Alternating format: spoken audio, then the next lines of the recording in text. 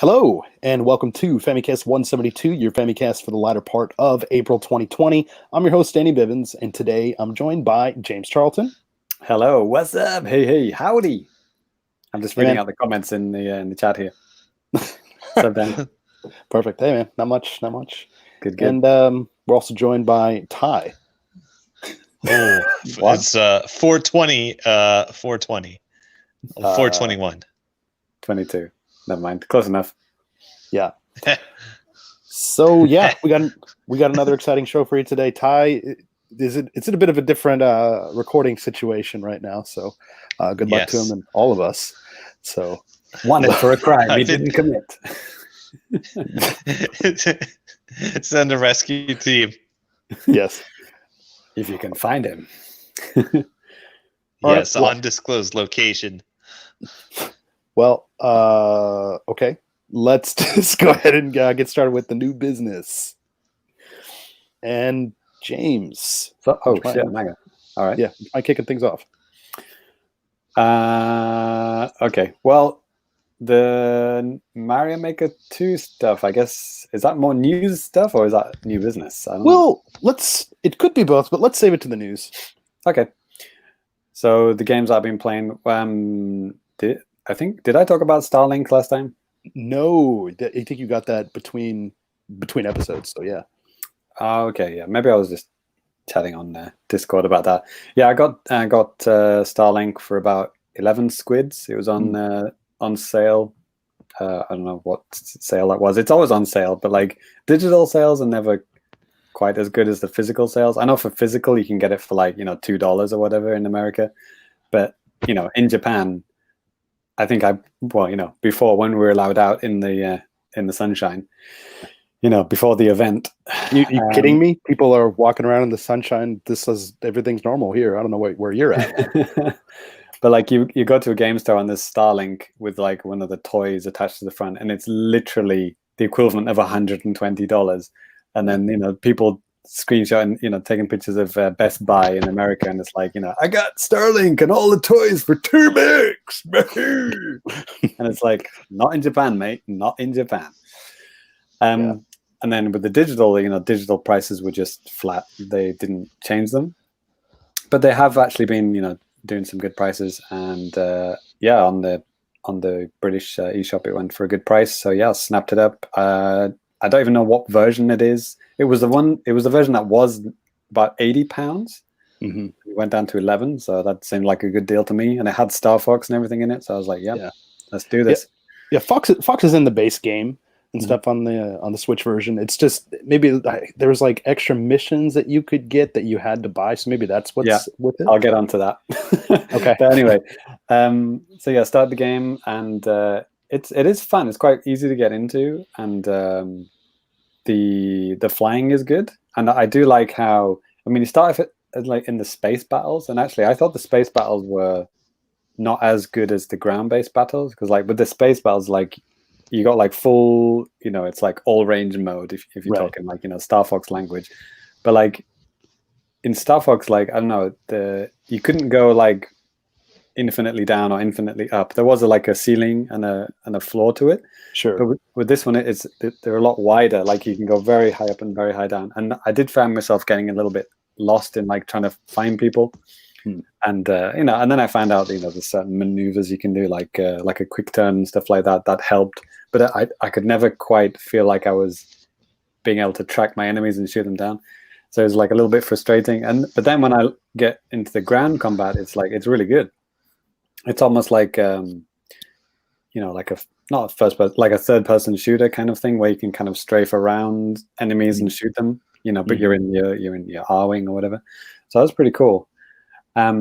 So you're going onto these planets, and you land there, and then you trying to mine for resources and stuff. And you're beating these bases, and then these bases let you, if you, what do you call it, like free the base, then you beat a boss, and then that base becomes yours, and then that will mine resources for you and stuff like that. It's a little bit, it's very different to what I thought it was going to be. Actually, it's more like a you kind of you got your fingers in lots of pies. You're handling lots of bases and stuff, which are all mining different stuff. And it's like, combat is part of it, but it's like you're doing all these other things at the same time. It's almost like a resource collecting game at points. Mm-hmm. And also, I didn't realize that at any one time there's about 6 different mission paths that you can have selected, and the Star Fox one is one of those 6. And I didn't know that was the case, so I was kind of like, maybe I was going between like the main missions and then these other missions and these side missions and the Star Fox missions. And it was only when I've kind of spotted that in the top right, I was like, oh shit, I'm not actually in a Star Fox mission here. I'm doing some random shit that's, for some other alien dude who's asked for help. Sure. But then I flicked it to Star Fox, and I was like, oh no, I just want to go on the Star Fox route. I just want to do the Star Fox missions. And the Star Fox mission is all about trying to track down Star Wolf. And there's some, cutscenes with Star Wolf in as well, which is pretty cool. Like, pretty good high production in those. Not that many. And then, so I got to I found Star Fox. It was quite a way to get there. Like quite a few big bosses and space battles, and then finally found Star Wolf and beat him. And then Star Wolf was beaten, and I was like, okay, is that it? And I was like, no, there's one more mission. So I was like, no, okay, go to the other end of the galaxy. And I get to the point. It's like, if you want to play the next Star Fox mission, download the DLC. And I'm like, what? Yeah. So that wasn't included. I don't know. I just assumed that all the Star Fox content was in, the Nintendo version. You would get all the Star Fox content, but apparently not. Which is like, nope. The reason why this game failed spectacularly, even though it is, it's a good game, good gameplay, well-made game, but like the reason it failed spectacularly is that all of these, toy to life bullshit and all these extra things that you have to buy, and it's like buying stuff on top of stuff on top of stuff, and it's like the unlocks are all based around like buying extra stuff basically. Mm-hmm. And which sucks. I would have just wanted a full game of Star Fox missions, and I would have gladly paid more for that, if it was just that, like a 20-30 hour Star Fox game. I'd be much more happy with that. But having, paying not very much, but then only having a handful of missions and then asking to pay more, and then there's all these other things that I'm not really interested in. Yeah, it's not as much as a deal as I thought. And Cyrus often talked about this when he was talking about the game, how you find yourself repeating the same kind of tasks again and again. Mm-hmm. And I did quickly find that. You are kind of bringing stuff to another point or beating a base and stuff. You very quickly realize that you're doing the same kind of things, even though you're on different planets, and the planets do look different. Mm-hmm. And some of them look quite nice. And you've got complete freedom in these planets. Like you can go literally anywhere. It's almost like that game that you played, Danny, on the PlayStation. No Man's Sky. Yeah, like all these aliens that you're just walking around. You can just scan them and get data from them, and like find these little like lost pods and machines and stuff. There's like so many things to do, and it's like gaining XP and gaining all these resources. But it's like there's so much like mumbo jumbo thrown at you. It's like, get the Florlex to grab and then take that to the Gugog's planet, and then you'll help the Flamdoms. And it's like, what? Yeah. And you're immediately thrown in with all of these names. And it's like, you can't even keep track of like, okay, who's the bad guy here? It's like honestly, I couldn't tell you the name of the spaceship that you're on, the main bad guy, the main heroes, the main characters. Fuck knows. I don't know any of those things. It's like, and it's all thrown at you right at the start. Yeah, and I mean, too, they had to put in the development resources to not only make it on the Switch and make all these toys, but they also made, versions for other platforms. I mean, it's probably not as difficult as what it was like back in the day, doing like cross-platform GameCube, PS2, Xbox or something. But I mean, still, there's time and money that went into that. Failed miserably, even more so on other platforms, compared to the Switch. I feel like, yeah, if it was a little bit more focused, don't make it so goddamn big. It's like the opposite of what they did with Breath of the Wild, where it's this huge world, but they've just jam-packed so many interesting things into it. And the reason why it's because Breath of the Wild is so fresh in my mind because I've recently got back into it, right? So with Breath of the Wild, you got this huge world, and there's always something on the horizon that you want to look at. And when you get there, it's useful or it's interesting or it helps you in some way, right? But with Starlink, it's not really that. It's like, yeah, you find this big thing on the horizon, you go to it, and it's just a big rock, and you're like, okay, so that was pointless. Let's move on. Yeah, James, how do you feel? How do you feel about the combat in the game? I mean, I will say I played a little bit of this last year. I picked it up on a sale on the North American eShop. Really? Oh, okay. I played it for about 2 hours. I mean, for the most part, I'm probably around 2 hours. I mean, I dug it, but one thing I didn't really like is the weapon system. How you have to constantly change stuff. Yeah, that's another weird thing. Like, because this is a Toys to Life game, you actually physically had to put the things on your controller. But with the digital version, you pause it and then you hit one of the triggers and then you select a weapon and then hit the other trigger to select the other wing's weapons. You always have to select 2 weapons, and they're all based around ice, fire, plasma, and something else. Elements and stuff. Yeah, elements. So you always have to select the opposite of what the enemy is. So it's kind of like, almost like Pokemon in that way. It's like, oh, there's a fire enemy, got to equip the ice beam to defeat that one, and then there's an ice enemy, so I've got to equip the fire beam. And then when you're doing that one after the other, it's really not very good. That's that really just annoyed me. Just having to do that. I mean, when you're facing lower enemies, it really doesn't matter. But if you're facing a boss or something, sometimes you gotta switch it up, and that's just kind of a pain in the ass. Yeah. The thing that I did like was how me and Ty, we did an episode of Armchair Designers Club about Star Fox, probably back in season 1 or something. And we were talking about having an open world Star Fox game and missions to do and all that kind of stuff. And this game is so agonizingly close to that because it is an open world Star Fox game, but it's just the missions are just so bleh. And there's nothing to do. It's kind of such a waste. So it's a really nice kind of outline of a game, but what they filled it in with is not good. It's really disappointing, but there are things to like about it. I mean, it looks nice. It sounds nice. It plays nice. But it's what you do with it's just a wasted potential. It is a real wasted potential. It really is, which is a shame because we haven't had a good Star Fox game in whenever Star Fox 64 came out. I don't know. Star Fox 64 3D 2011. Got it. Oh, yeah, I guess so. That was a good reskin of 64. So yeah. James, did you play Zero? No, I played the demos and I played the demo of that and the demo of the other one, Guard. Yeah. I don't think there was a demo in Japan, so I just bought it. I mean, I read reviews and I heard people talking about it, and I thought this is going to be kind of weird. Maybe I'll get used to it, but I could just never get used to that control system in that game. It's just kind of just bizarre, and it just seems to me, maybe if I played a little bit more, maybe my opinion would change. But it seems like they didn't take it as far as it could have went. It seemed pretty safe. Plus the weird ass gyro stuff that they added into the game.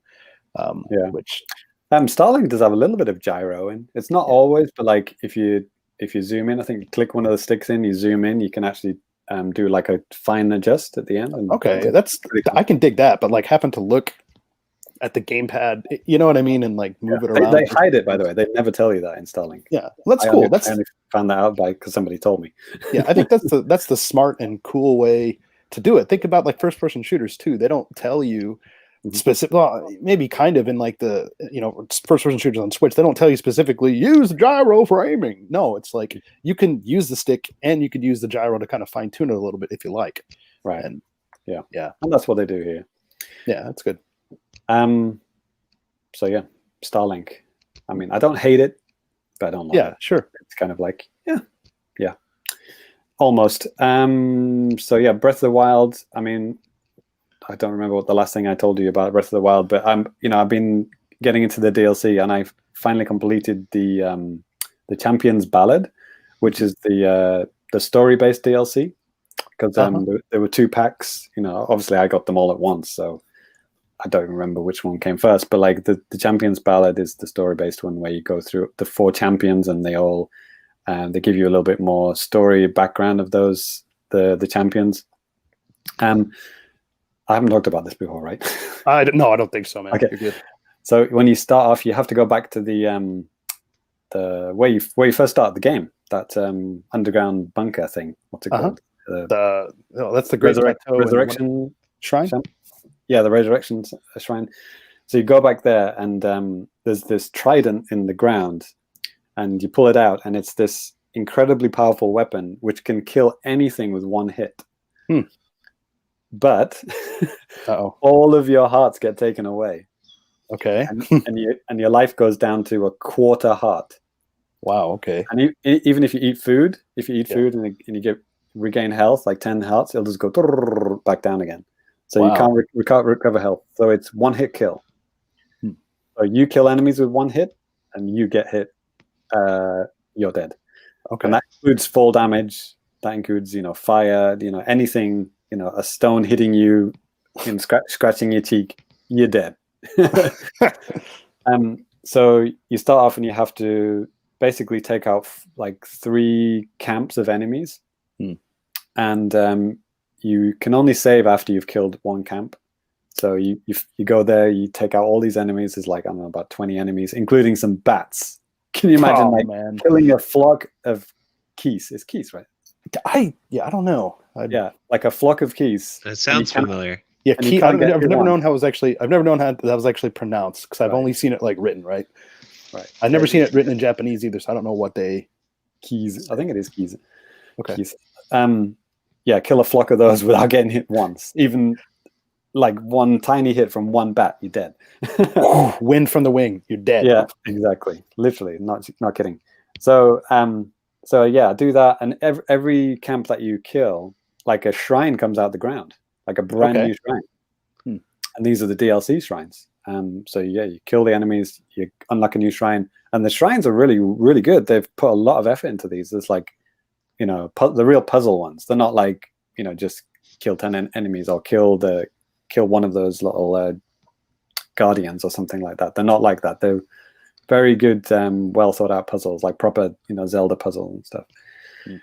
And then go to the next camp, open another shrine, etc., etc. So, and then you go back to the resurrection place, you put your trident back in, and then it unlocks a whole new quest for you, where you have to basically, it opens up the four points on the map, basically next to the what do you call the big creatures, that replaced the temples, and not the Lionels. Oh, the beasts, the fantastic beasts. Yeah, that's right.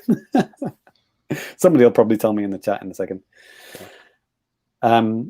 So you go to those, and it basically gives you some hints about locations on the map that you have to find, and it doesn't tell you specifically what to do, but it gives you like a hint. Oh, the guy who plays the music, the bird guy. He's the one that takes you through the DLC. Oh, cool. And he sings a song, plays a song about that, and he gives you hints about you have to do this. So you basically have to do 3. Thank you, James Allen, Divine Beasts. Thank you very much. You have to basically find these secret locations in each area. Do the thing. Could be like beat one of those massive stone bosses or something like that. It could be like fly through rings. It could be do something. Once you do those special champion tasks, they'll unlock yet again another 3 brand new shrines with each one. So it's really, really cool, because like the champions tasks are kind of like, it's almost like a puzzle in itself to work out what it means, because it's kind of like a cryptic clue. And then you work it out, and then you do it. That's cool. and then you get a shrine when you do it, and then you go in the shrine, and then again there's another puzzle inside there. So yeah, repeat for each 4 champions. So that's like what, 3, 6, 9, 12, and then the 3 ones at the start when you the 1-hit kill mission. So that's a lot of extra shrines, a lot of extra content. I was really impressed by it, and really well designed, and really made me think. The really challenging ones, like they make you really use the the powers, the ice, the whatever, the time freezing mechanics, the magnesis, and all that kind of stuff. Sure. It makes you use them in ways that you might not have used them before, really kind of tricky ways, and sometimes doing like 2 at once and stuff like that. Freezing something and bringing something over with the magnet to bringing something towards you. It's really cool. Comment from Lemonade in the chat. I never bought the Zelda DLC. I was hoping for something more, a bit like the Torna DLC Xenoblade got. And another comment from James Allen about Zelda 2. Must get back into Breath of the Wild DLC. I left it ages ago. I had just got past the 4th base, the 4th bases, and was ready to move on to the story mode. So right. Yeah, definitely. That's when it kicks off. So yeah, at the end of everything, you get a final boss, which I won't spoil, but it's fucking hard, really hard. And it's not one like one of the old bosses. It's not like they brought Ganon back or something like that. It's a completely unique boss. Cool. You only fight in this DLC, and then, as we all know, what you get at the end is the cool motorcycle. Yeah. The what's it called? I forgot what it's called now. The whatever. It's got a funny Master Cycle. Yeah. Which basically it's like the same speed as like a fastest horse, but like non-stop. It's amazing, and it can jump. It's really cool. Oh, really? That's neat. Yeah. So yeah, and that's the story DLC is done, and there's so many fucking things that pop up when you get the DLC. Like it's almost like I think I took a like little script, a video of it from using my direct capture thing on the Switch, because like it just pops up like DLC mission 1, DLC mission 2, DLC. It's you're there for like 5 minutes. Yeah. It's like so many things, like new mask, new thing, added. So even the extra costumes that you get through the DLC, you have to actually find those, and they are actually missions.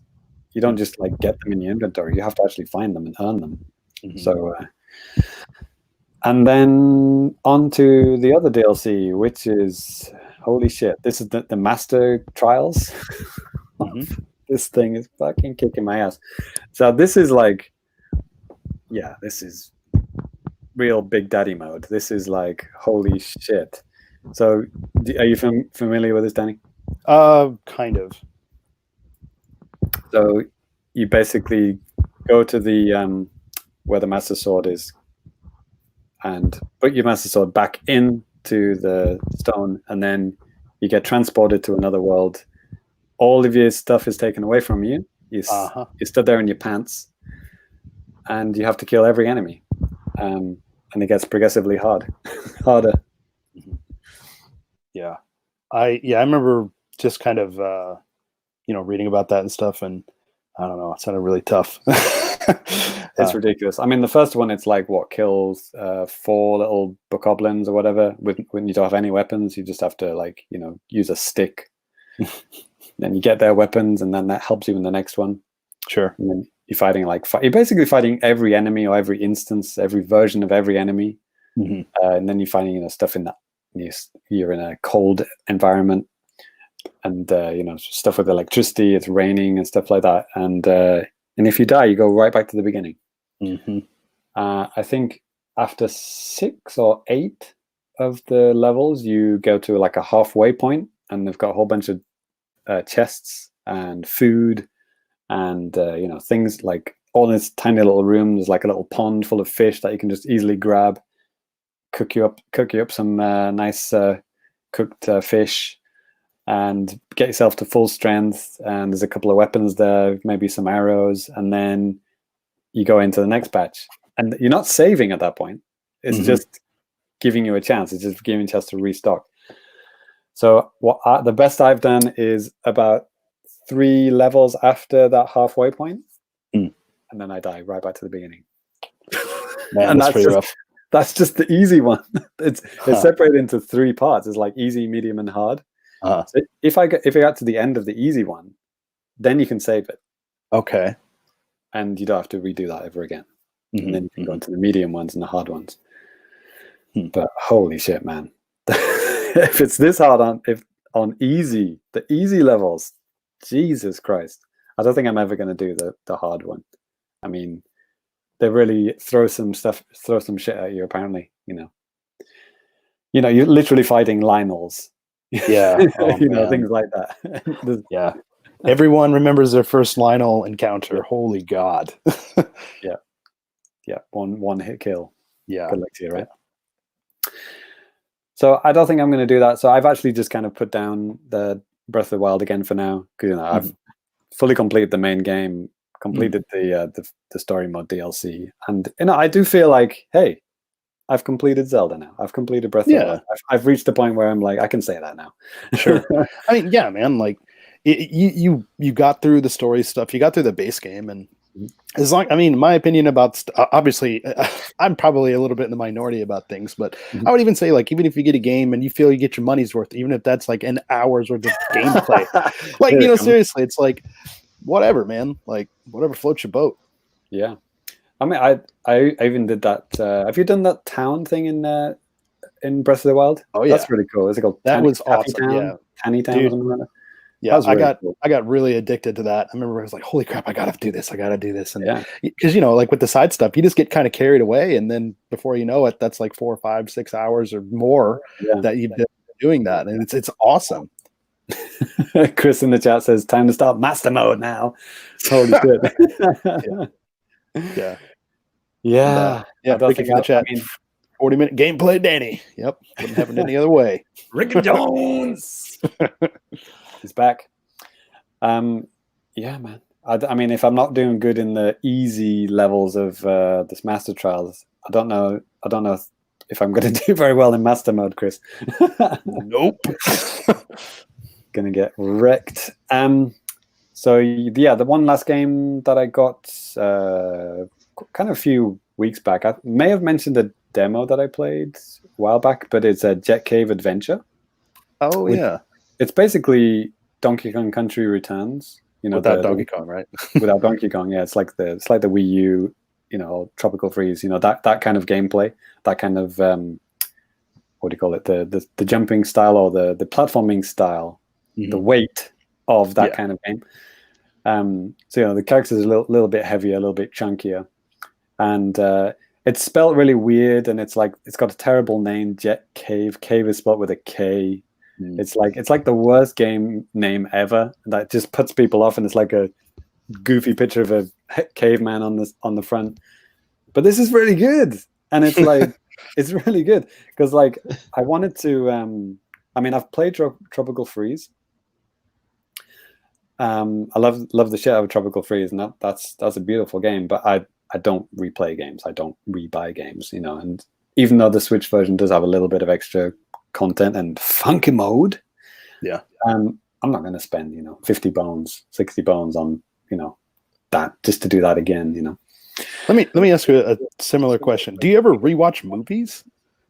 Yeah, I do actually. Okay. I mean, Danny, I would probably talked about this off air with you, but all the Nolan Batman films were put on Japanese Netflix like a couple of months ago, and I rewatched the shit out of those. I just love those movies. I don't know. I was just thinking about that the other day. It's like I know James doesn't replay games. Does he not rewatch movies either? Some movies I do. But with certain TV shows too. I've seen the British version of The Office. I couldn't even count how many times. It's good series. But some ones I don't. I just watch them once and I'm just happy. It's I don't know, maybe comedies or very quotable things I watch again and again. I don't know. Even things that are unquotable, I will watch and I will quote them with people. Usually not on the show because no one will get it. Like if I start saying random things from Hook, I don't think anybody would know or care. Slam the door in your face because it's snowing, James. Yeah. Toodles. Anyone? Okay. The yeah, I forgot what I was going to say now. Sorry. Oh, like, Sorry, man. oh, Hey ho, Rufio. Oh.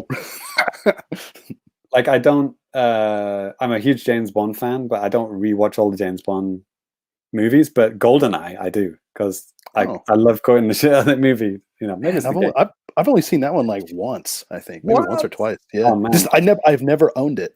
I've never owned it. I think I Old borrowed CD it from a friend. They made that game into a movie? Yeah, weird, right? Old Seanie Bean, you gotta love him. Yes. For England, James? No, for me. So anyway, Jet Cave Adventure. I haven't even talked about it. Sorry. Thanks, Chris. So yeah, it's a really solid Donkey Kong Country Returns game. It's not Donkey Kong Country game because that's, you know, the original Super Nintendo games. Obviously, they play differently to the Donkey Kong Country Returns games. Sure. But like you basically get caveman with a bat. You can like batter enemies and stuff, and you can pick up food, and then you can actually bring eat the food to give yourself energy back as well, which is pretty cool.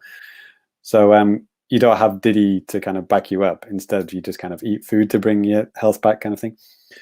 But it's got, you know, a double jump. You remember Diddy had a little rocket pack in the Donkey Kong Country Returns games? Yeah. But this cave guy actually has his own rocket pack.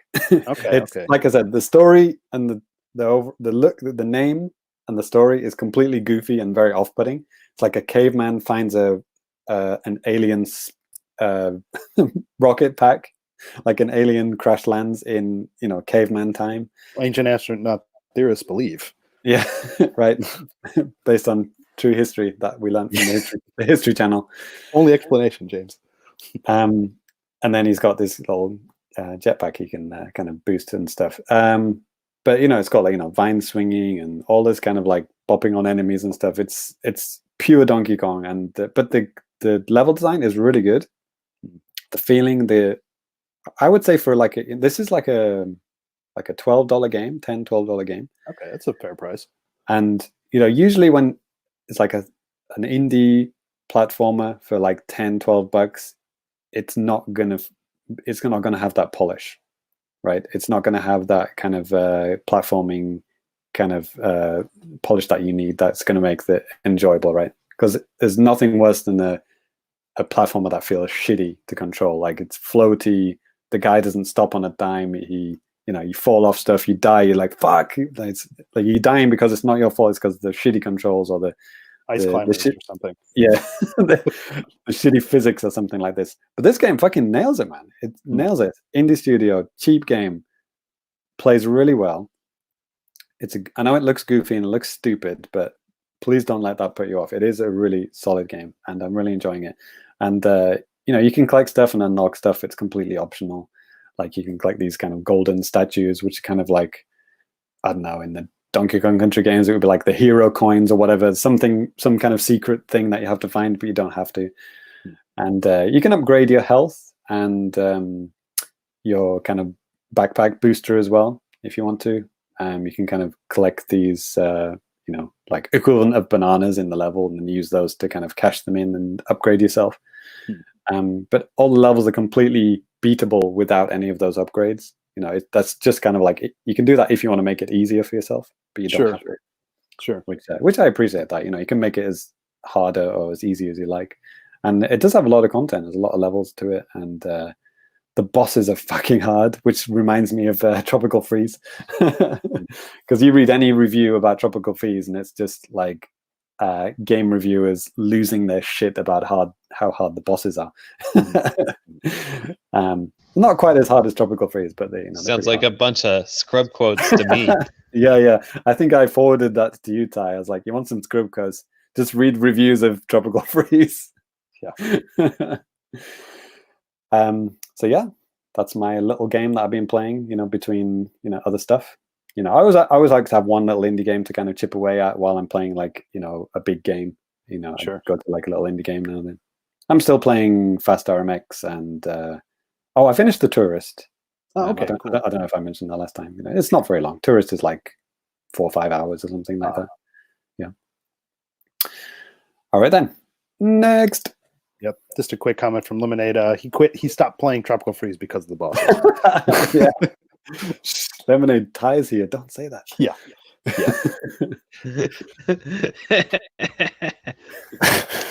Well, yeah, I'll go ahead and go next with new business because I honestly don't have a whole lot to talk about because I'm playing just a lot of the same stuff. So this is going to be very short.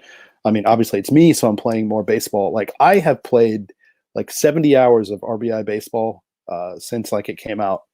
I didn't think, yeah, I didn't think I'd played as much as I did, and like it's weird, man, because I get incredibly frustrated at some of the broken fielding aspects of the game.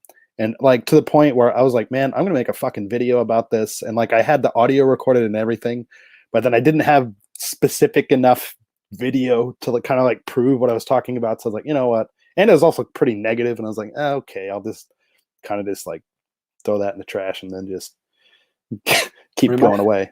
Is this the quote unquote more realistic looking one? Yeah. Okay. It's the same one that I've been talking about for like the past month. I mean, like I said, there's things that I like about it, and then there's some things that I just, there can be kind of broken. I mean, I remember I was talking with a buddy, I think it was Ricky, who's in the chat, about baseball. Jones. Yeah, I think I told him because he was thinking about getting a baseball game, and he's not incredibly familiar with the sport. So I told him specifically, is like, if you want a place to start with a baseball game, RBI is not for you because it's kind of broken. It's kind of tough and like stuff like that. But I think if you have access to the Japanese eShop or a way to play Japanese games, the other two games that are on the platform already, the Family Stadium, Famicast, or the Power Pro games, they're a hell of a lot more accessible and just more fun. But where's Ricky from? Is he American? I don't know if I should say, unless he says in the chat, like, okay.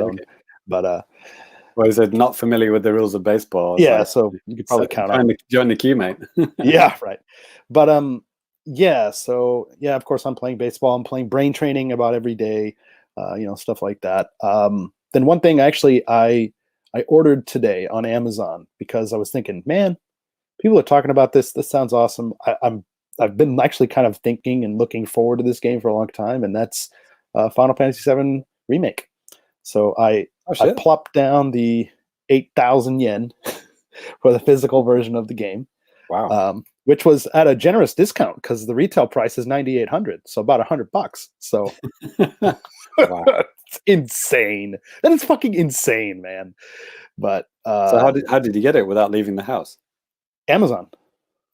Like I literally just said, I always love it when you listen to me, James. Yeah, sorry, I was just retweeting the live link. Okay. No. Thanks for watching live, guys. Yeah.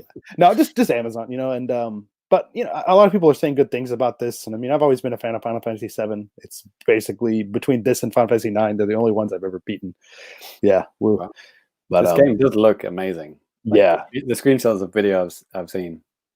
Gotta love those air conditioners. Right? I'd say, man, because I know you saw the tweet, man. I was thinking the same thing. I just didn't tweet it, and then I saw you tweet it. It's like, that's my boy. He knows what I'm talking about. How fucking lazy are these Square Enix designers? Does this look look out the window? Yeah, they'll just model it after that. Well, hey, I mean, that's fine. I remember back, somebody had pointed this out when Resident Evil 6 first came out, that it's supposed to be taking, maybe some things are supposed to be taking place like in America, but they use for light switches, they use the Japanese style of light switch, which is very specific and very different from what you would find in like America. You probably can't see any. I don't have any. I have one on the other side of the room, but I'm not going to. The small ones, like yeah, in the West, in America at least, it's up and down. Little, it's kind of sticking out, right? But like in Japan, it's always kind of flat, and it's just. And you click it in, right? Yeah, flip it in or flip it out. Right. So, anyways, that was in like a section of Resident Evil 6 or something where it was supposed to be not Japan, and it clearly was. But I know it starts off in China. That game. Does he? God, okay. Oh, the demo that I played is in China. Shanghai. Same. I don't know. Chinese lights might be the same as Japanese lights. Who knows? I have no idea. That's racist, by the way. Thank you. Thank you very well. Thank you very much. I'll be here all night. Yeah. So that's like I said, I haven't been playing much. I'm hoping to get back into some more stuff, some retro stuff, and other things. We'll see. We'll see. Anyways, Ty, would you go ahead and close us out? Is that all you're going to talk about? Final Fantasy VII Remake? That's it? I haven't played it. It's still on the way. So. Oh, okay. Sorry. Yeah, I really wasn't listening. Right? Ty. Oh God, did I just disable my cute little avatar? You did. It's okay. There you go. No, I got him back. Yes. So Ty, what have you been playing then? Because this little guy, he's my new best friend. His name is Eddie. Okay. Is it a sock puppet? It's It is a sock puppet, isn't it? it's a little. No, it's a guy in a video game in a Guilty Gear, which I'm about to tell you all about. Okay. So I've been playing the closed beta for Guilty Gear Strive on PS4. Maybe it'll come to Switch, but probably not. We'll see. The fifth one, right? Strive 5. No. The I and the V are bolded, so it's 4. Okay. Yeah, that makes even more sense. Brilliant. Of course, obviously. There you go. But man, don't even like try to explore how the Guilty Gear games are sequeled and named. It's a journey into the world of nightmares. All of these equations that appear in front of me and everything. Yeah. Yeah. Oh man, and we're actually about to delve into that. So oh God. Pop your LSD right now. So, oh man, I'm not sure what sort of relevant stuff I can tell you about the beta.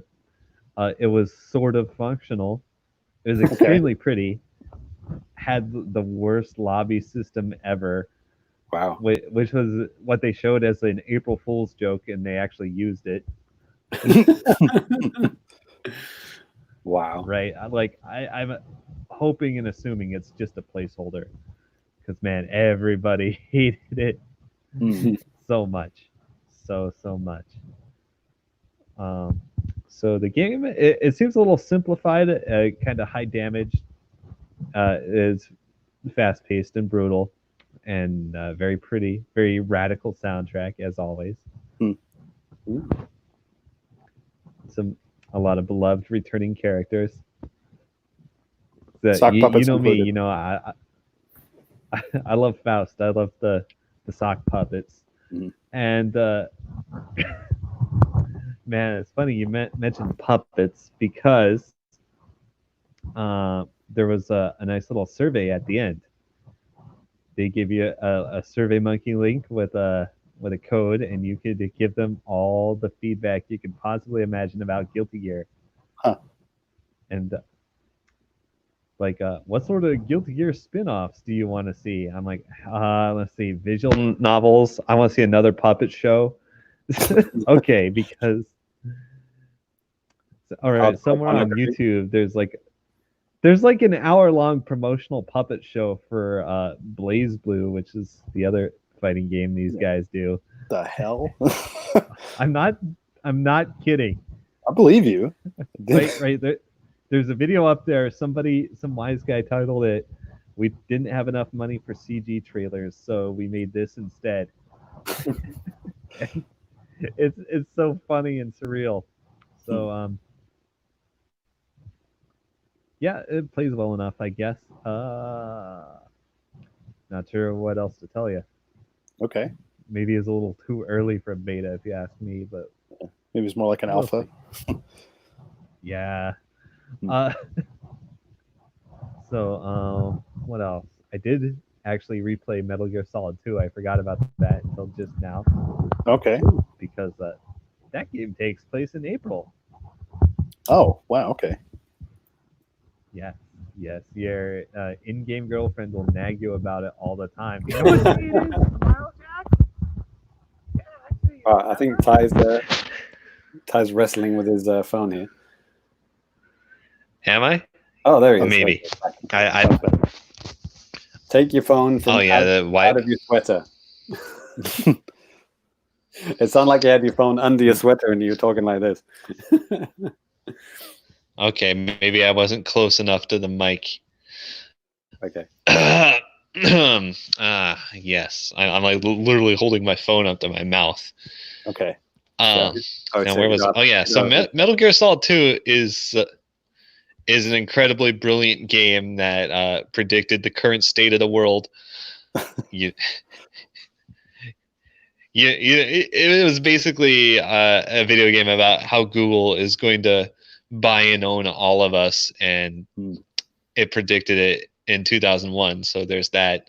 Well, we are on YouTube right now, so we're up on YouTube. The Famicast is.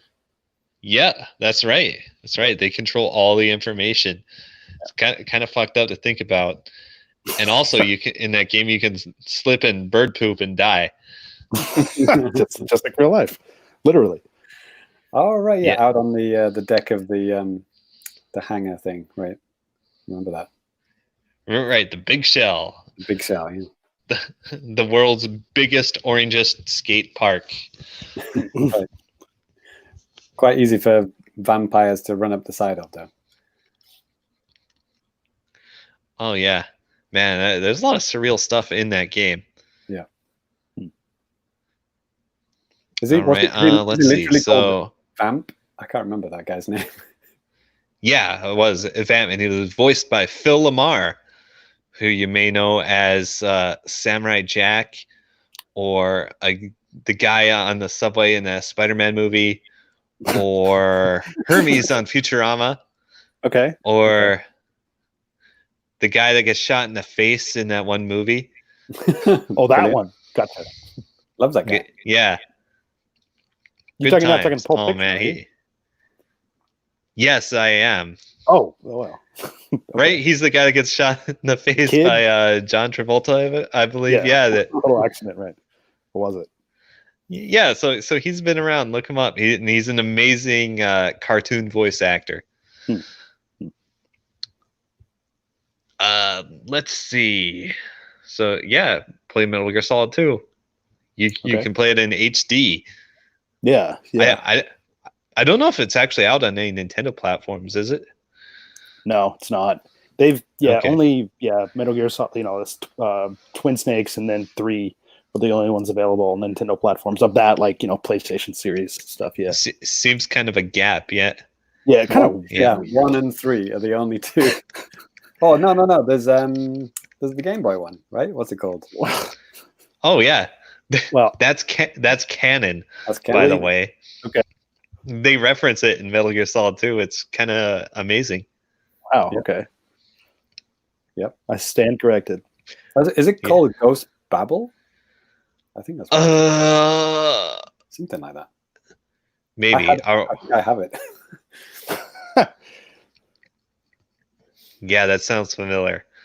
Random name. Okay. So play Metal Gear Solid 2. Man, I love that game though. Yeah. I can never get into the Metal Gear games just because of the controls. Something about it, I could just never get used to it. Yeah, Metal Gear Solid 2 especially, it feels like you're kind of wrestling with the controls and the camera angles. 3 and 4 are much more gentle to the player, I believe. Okay, the ones that I didn't really get a chance to try out then. 2 is the one where you're holding a gun to a guy's head to make him drop a weapon, but if you release the button too quickly, you'll shoot him in the face, and if you release it slowly, you'll lower the gun again. It's some stupid things like that. Yeah. I didn't mean to shoot him in the face. It was that's a little more Metal Gear Solid 3. Metal Gear Solid 2 is where you try to put the guy in a chokehold, but you just fucking body slam him instead. Right. Common mistake. Yeah. Pretty similar. So great game. So anyway, I'm on the road, so to speak, moving to a new place, new job. And I've been forced to subsist on Switch games, and it's awful. Oh, he's stuck under a bridge playing Switch games. Before you go on, Mark Harrison said, "Hey, Danny's right. Don't get many of those. The controls are garbage for Metal Gear Solid, but those games are still so good. I would love to see 4 come to other platforms." Oh, is that PS3 exclusive? Yeah. Holy shit. Yeah. Damn. What's up with that? Kojima? Right. Okay, so you're playing games on your Switch, and I know one game that you're playing. It starts with a T and ends with an Etris. Yeah, the Hatris. Yes. So you've been playing internet-based games on Wi-Fi. What have you become, Ty? Well, Tetris 99 doesn't rely on your ping in any way at all. Okay. Or your bandwidth or anything. Mm-hmm. So, I mean, it's fine. Like, I wouldn't play any of these fighting games I have Right. on Wi-Fi. That would be completely intolerable. Oh, so you're playing this, like, are you tethering your phone to your Switch or something? No, I mean, I have a Wi-Fi here. Oh, okay. That I can connect to, as a treat. Right. For 10 minutes a day. Right. Right. Yeah, so I've been playing Tetris 99. I've been knocking out those wins. It's easy. Nice. Because I'm so good at video games. So how many number ones have you got? I have 2. 2. Wow, that's pretty impressive. Yeah, in 50 matches played. That's a lot less than me. Yeah. Is Danny like 900 matches, but 5? Oh, I'm over 1,000 now, but I've got 5 times. There you go. Good job. Yeah. It's tough. I mean, like, obviously, this is just based on my opinion and my experience with the game, but the moment you fuck up at any point, you're screwed. It's a game, I think, where as long as you're not the one screwing up, you have a really, really high chance of getting at least in the top 10. But if you make any stupid mistakes, you can get screwed. That's GG. Yeah. And like, I think we talked about this during game night. But yeah, man, like with some of the old way that they had the controls set up, it was like, I forgot what the setting is called, but they had, if you're playing it like on the Pro controller, like if you press, like say you're trying to go to like the left or right or something, and you accidentally pressed up, it would just automatically slam down. But like it seemed like you definitely weren't trying to do it, but they did some kind of like a thing in the options menu where it like increases sensitivity or something like that, which is nice. But still, that really thick D-pad makes it kind of tough to play. But so, like, I guess that kind of begs the question: how are you actually playing this? Just in handheld, Ty, or? Yeah, just with the mini cons. Okay. That's honestly, I think that's the best way to play. Yeah, they're just they're discrete buttons. They're pretty good. Yeah. Ironically, isn't it? Yeah. We wanted a proper D-pad, but ironically, the 4 separate buttons pretending to be a D-pad actually works better than the fucking Pro controller's actual D-pad. Right. I think maybe the best possible controller for Tetris would be like a hitbox style controller, if you're familiar with those. Where a cereal box with a bunch of wires coming out. Pretty much. Shockingly close, yeah. I know how Ty's mind thing works. Right. I mean, you can get like nice professional ones done. But yeah, it's basically just a bunch of like arcade buttons in a box. Okay. Right. Your favorite cereal box. Yep. Yeah. I mean, I've tried playing that with like my Famicom controller for the Switch and the Super Famicom controller, and it feels good, but the only thing is you can't control like who you're attacking or anything. So right. Oh, you need the sticks, right? Yeah. Yeah. I've been experimenting with that, trying to figure out some good strategies. Yeah. Mostly I just do attack my attackers. Yeah. But it's good. Yeah. So sometimes, like when I'm about to clear like 12 lines, I'll just flick it right and like attack somebody who has badges or kills, just a surprise attack on them. Sure. Yeah. I'm always, maybe I should start doing that too. I'm always just flipping between the attackers and then just the people with the highest amount of KOs. But yeah, maybe mixing it up a little bit will kill the killers. Yeah. Right. Yeah, just trying to drive by someone real quick. Yeah, man, for sure. Yeah. Yeah. Very nice. I'm sure I would hope somebody has like a really in-depth guide about how effective those different attack strategies are. Yeah, I haven't I haven't looked for a while, but I remember at least, especially when the game first came out, like nobody really knew how it kind of worked, or like what would be a good strategy. But I know for me, like obviously, if you're getting attacked by multiple people, it really behooves you to, send shit back at them if you can. Right. But otherwise, like if nobody's attacking you or only like one person, it's almost kind of like you'd be better off just doing randos or being like doing specifically for like the KO people or something. Just to try to inflict as much damage on people as you possibly can. Right. Cool. Yeah. So let's see what else I've been playing on my Switch. Playing a little Super Beat Sonic, that music game I picked up for like $1. It's pretty good. Okay. And oh yeah, Guilty Gear Accent Core Plus R. Oh, is that the one I have? Yes. Okay, cool. Well, we can't play it now because you don't have a fucking connection. Right. Well, not a good one anyway. But I noticed something amazing about this game. It actually,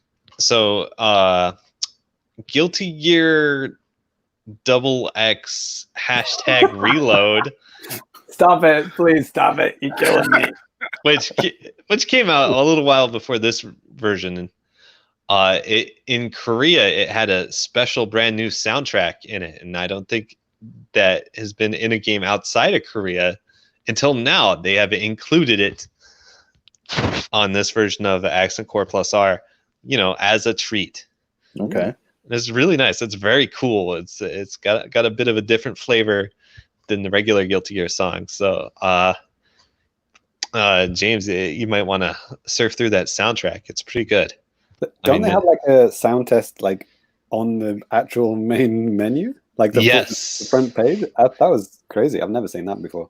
Yeah, well, I mean, the Guilty Gear is very famous for its music and for a good reason. So I think Sakurai needs to think about that instead of burying the fucking, the playlist option on Smash Brothers in 115 deep menus. Right. It'll be fine. Don't worry about it. Thanks, Mrs. Sakurai. Yeah, and of course, Smash Brothers is famous for its horrible UI. Yeah, and it's not even touchscreen on a touchscreen device. That is the weirdest thing about. I can never understand. Not possible, James. Sorry. They did that for the Wii U as well. It's like these big buttons, and you're like, why is it not working? All right, yeah, good job. Yeah. So, in summary, play Guilty Gear. James, have you actually played Guilty Gear yet? Yeah. I played like maybe 30 minutes of it.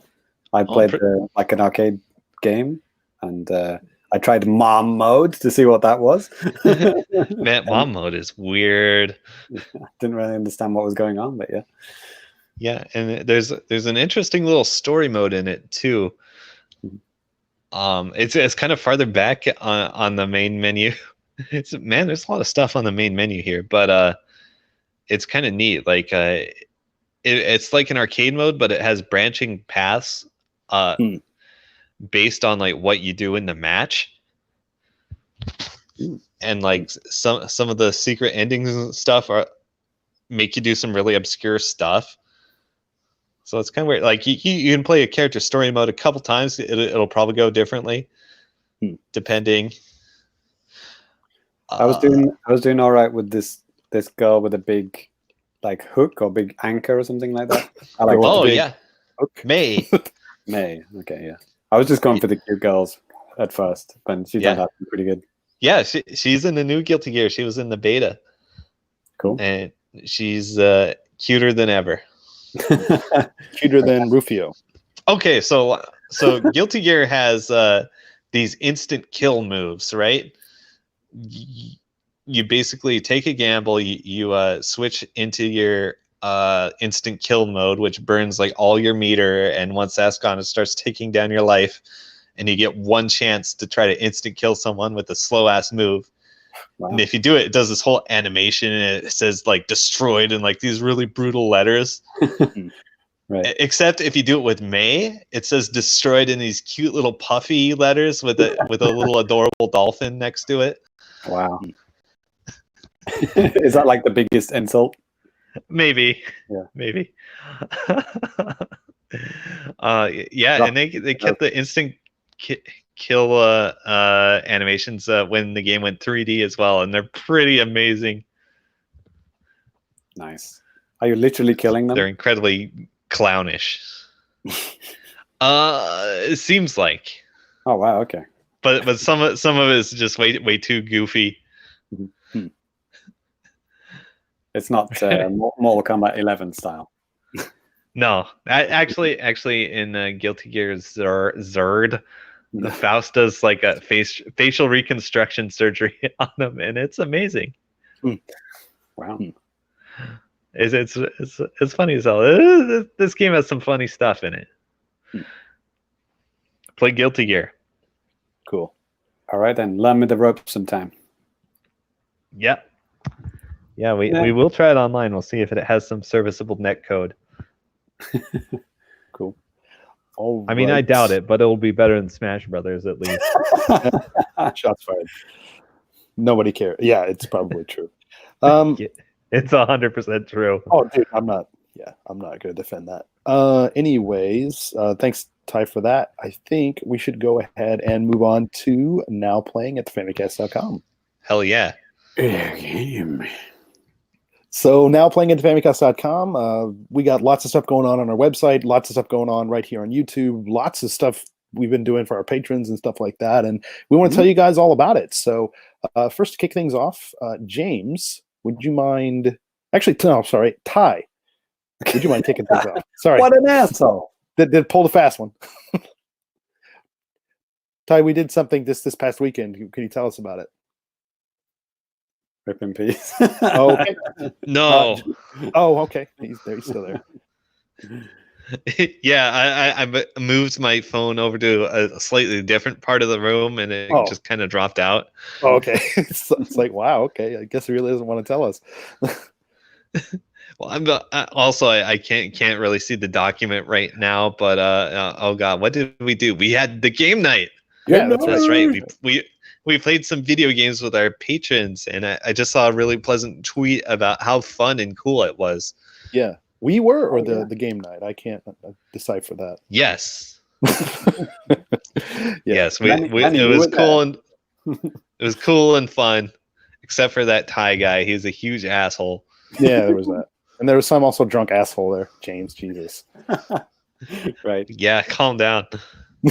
Yeah, so a good time was had by all. What did we play? We played Warface. We played some Tetris 99. We played Rocket League. Rocket League too. Yeah. That's fun. Russ Greeno. Played some Twin Bee. Oh right. Yeah. Hell yeah. A good time was had by all. Cool. All right, and James, what do you got coming up, man? So yeah, it's in editing. It's almost done. It's 80% edited. Famicast Sound Test number 6. So this is my game music podcast where I play lots of cool game music. Some of it suggested by the Fami crew or our patrons. And yeah, it's always a good time. It's like an hour and a half of amazing game music that you can just chill out and listen to. And I do drop a few kind of kind of quizzes and challenges in there, but you don't have to do that. You can, if you just want to just chill and listen to it, that's always good. And actually, I keep forgetting to mention this, but you can actually go ahead and listen to episode 1 of this for free. We should mention this every episode because we always forget. But during this pandemic time, we've actually put all episode 1 of every single one of our shows for free on the website. So if you go and have a look there, you can go and listen to episode 1. I've actually forgotten what the theme was for the first one. Could be like Mario and Donkey Kong. I think that was maybe the first episode. But yeah, go and check it out. And you can download the whole episode for free. Yep. Yeah, remind us, how many episode 1s do we have? I think 8. Yeah. Wow, so, 8 free podcasts. Yeah, so and like you said, maybe we didn't say it, but we for Patreon we have like a $3 tier where if you support us, you have access to like all of these exclusive shows and stuff. Some in video form, and all of them, most of them in audio form too. You get early access to our content. You get to participate in the game night and stuff like that. There's a lot of cool stuff that you can have, and you can also support your guys. But yeah, I mean, like James said, for the time being, we have so many. What is it, James? Like 55 podcasts, like right now that are available. It's getting up there. It's a lot of shiz. Yeah. Over 50 episodes, because we've decided to combine the games that made us, which we were doing separately, but now we're going to kind of combine them into one stream. So it's going to be 50 odd episodes. Yeah. Yep. And then on top of that, from me, for the site and for YouTube and stuff like that, I'm always working on like just different projects and stuff like that. I'm right now I'm working through some retro games and stuff that I'm trying to get up for reviews and some footage and stuff like that. So guys, look forward to that. James is doing something on the screen right now. I don't know why it's not showing up. I'm trying to show the website there. It's not working. So yeah, anything else? That's it. That's it. All of this and more. And then Famicast.com.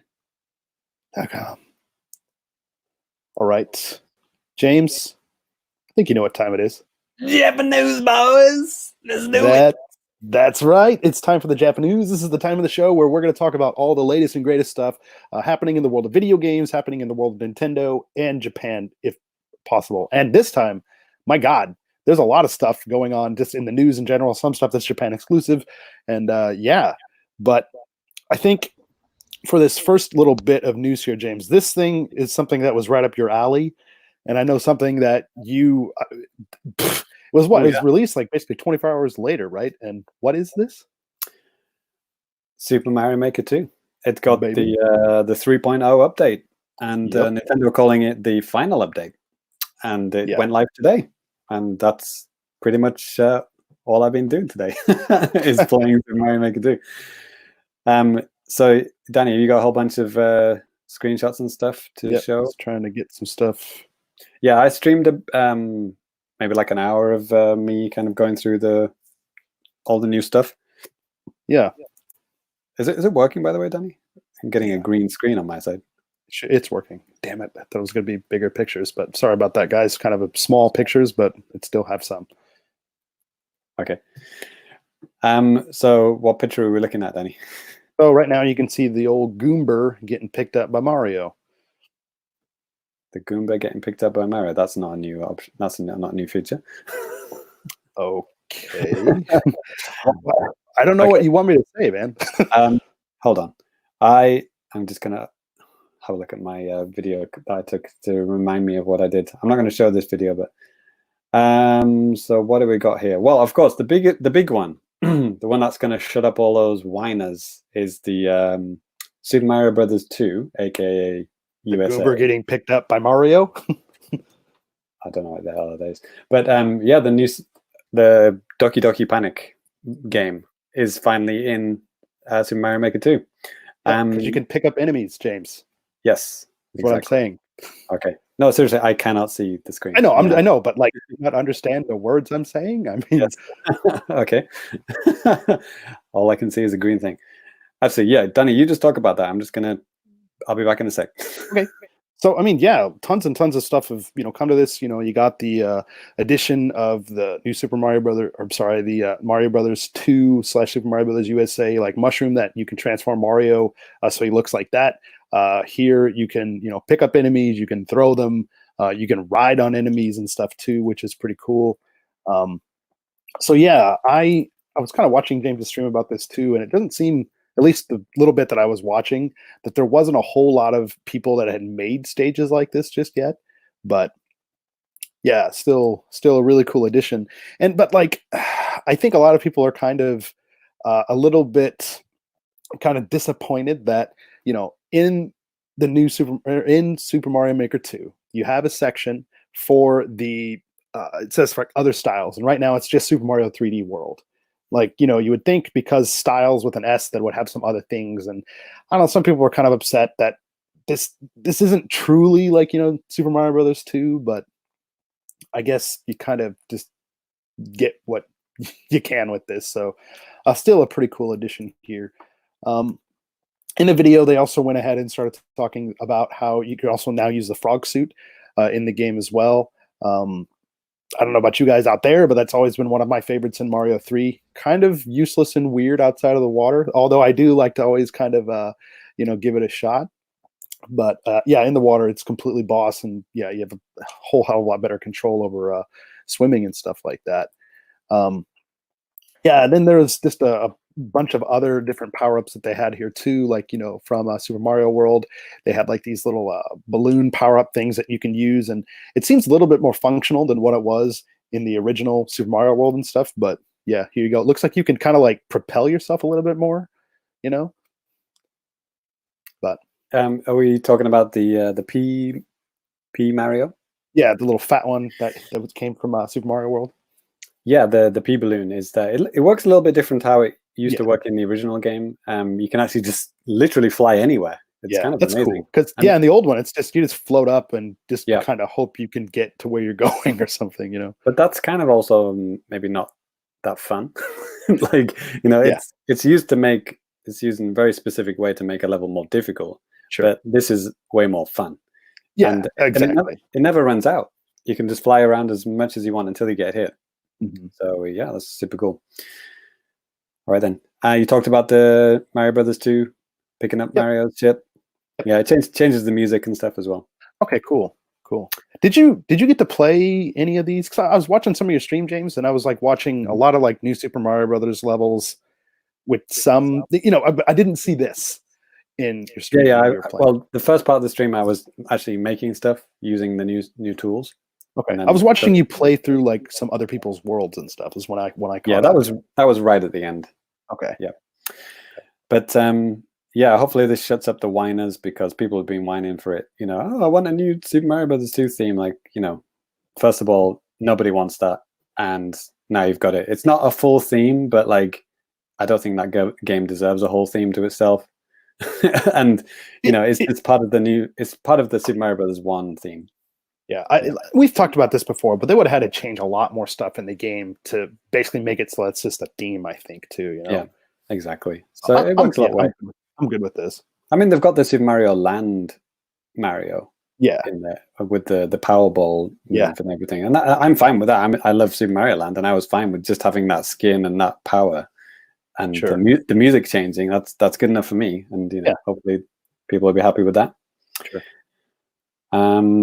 What else have we got? Oh, Frog Suit, yes. Yep. I talked a little bit about that. Frog Suit's only Mario Brothers 3. Oh, is it? Okay. Yeah, if you put the Frog Suit in and then change to Mario World, that'll change into the P balloon. Okay, gotcha. Yeah. So it basically changes it for every new power up. Okay. It just changes to that. Gotcha. Yep. And then that one as well changes to that. The squirrel suit, or is it Momonga? I've forgotten what the Japanese one used to call it. But there's like the flying squirrel suit from Mario Brothers U, the worst one. the Wii U version. This one's pretty cool. This is only in 3D World. Okay. This is the boomerang Mario. Mm-hmm. And you can kind of do some pretty cool chain combos with that. Throw it, and kind of as it's coming back, make it hit all the enemies and stuff. Pretty cool. And then actually they've added a whole different wheel now, because there was so much stuff added to the 3D World one. So they added a whole extra wheel of stuff, and this wheel is all of these new power-ups. Mm-hmm. So there's the one that shoots out like a bomb, basically, like a torpedo. And then there's the propeller block Mario, which kind of makes them spin up. And then the power block Mario, and then the Goomba hat, and the Bullet Bill.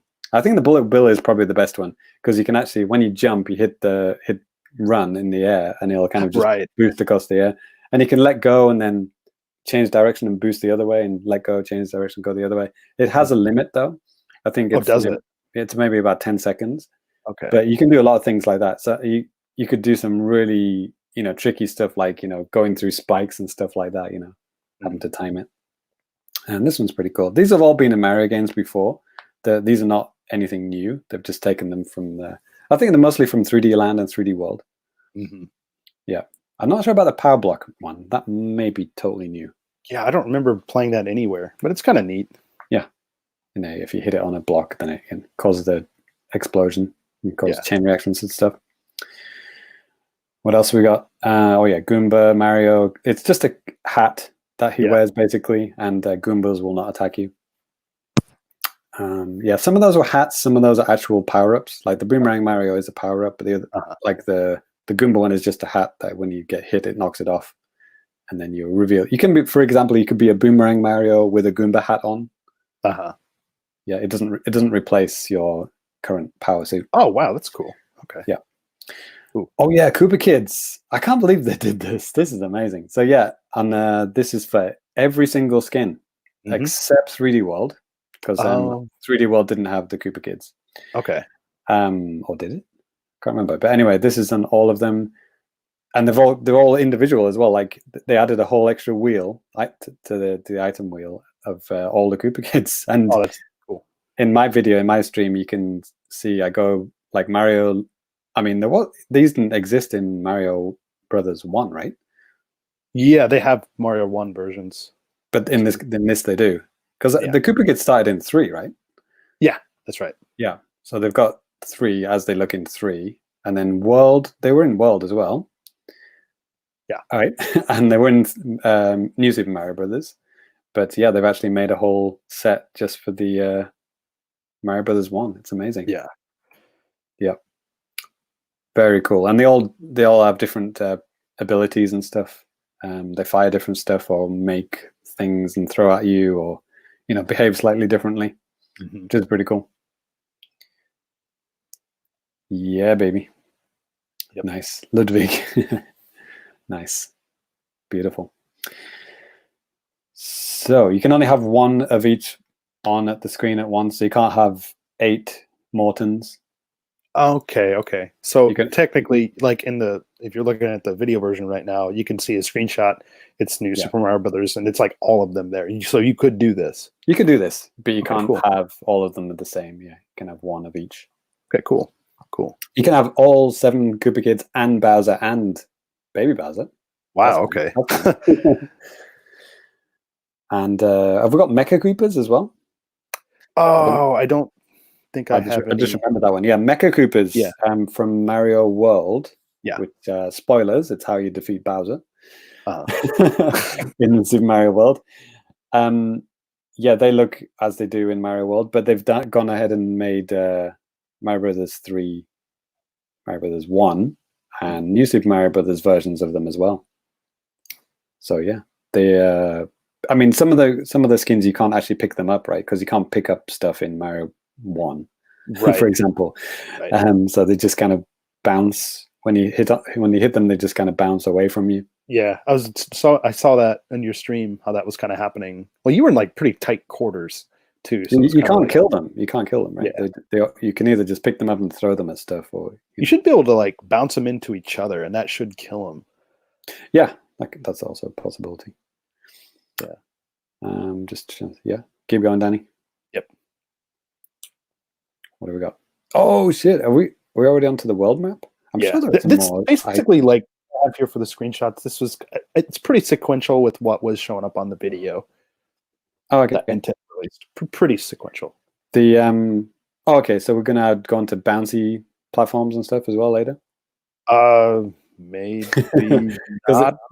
In 3D World, they've got bouncy platforms that you can turn on and off now. Yeah. Well, actually, bouncy platforms are new, and now they've got an on and off switch where you can. It's just like a gray normal platform, but when you switch it on, it turns bouncy. Yeah. Which is pretty cool, and also the dotted blocks that you can turn on and off with the on and off switch. They're there for, I think, actually, maybe they were in the previous update. But yes, this is the biggest thing. This is like, I can't believe they did this. This is what, I don't know, people have been dreaming about, but just assume that this would never, ever happen. And that's making your own world map. And not only that, but actually putting your own levels in it and making a game, like making your own Mario game. Yeah. It's finally here. Yeah. Like, man.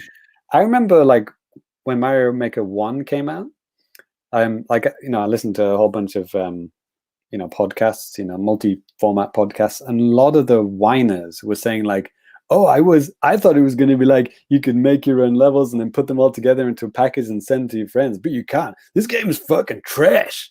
I ain't buying that shit. And it's like, okay, well, but you can still make your own Mario levels and share them. Like, what the fuck's wrong with you? Like, seriously, more than one person, like, I'm not going to name names, but like big important people on big podcasts from big outlets were saying this, and I was just like, fuck you when I heard that. But it's here now. It's here now, and it is amazing. One thing, it's only got the Mario World aesthetic. Okay. You can't change it to like the Mario U or whatever, but who gives a shit? That they all look like shit anyway. Yeah, I'd say Mario 3 is pretty cool, but I think Mario 3 and Mario World were by far the best world maps, and they've stuck with that. But there's so many options. Like you can see on this one, you can change the theme, so you can do like a cloud theme, desert theme, underground theme, and it's got the music from Mario World, when you're underground, and the Forest of Illusion music, literally taken from Mario World. It's amazing. And you can actually add like up to I think 8 stages. So stages that you've made, you put a dot or a level dot down, and then you click it, and then you can choose one of the stages that you've made and assign it. It doesn't matter what theme it is. It could be like a Mario 1, Mario 3, Mario U, whatever. It doesn't matter. You can mix them all together. It doesn't matter. And you can put those down. You can even change the map icon to be like a small dot, a watery dot, like a flying fortress thing. You can choose any icon that you like. So for example, if you do a flying ship level, you can make the icon on the world map like reflect that. Or if you make like a water stage, put like a watery icon on the world map. You can do all of those kinds of things. You can make bridges. You can put down warp pipes. So you can even do like little secrets where you can like unlock one stage and then you can go to a warp pipe and then jump to the next part or something like that. You can do that. You can basically draw any path that you want. You can even put down the toad houses. Have you got any toad houses, Danny? Yes. There are 3 toad houses that you can put down.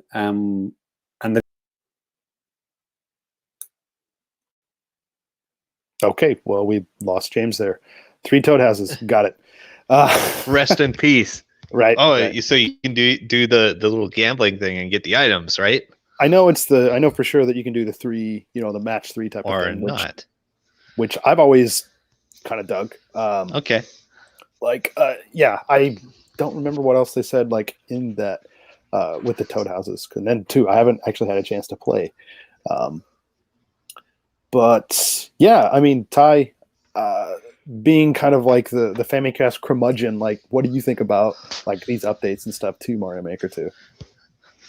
Sounds fun. Yeah, I'm somewhat concerned about how Nintendo spaces out their game's core features into updates rather than having them earlier on. True. But I mean, you could probably make that argument. Well, okay, core features. Okay. Yeah, like I'm not sure. Did they have this finished, planned, and completed like before Mario Maker even came out, or I mean, did they just put it off? That's something that we will never know.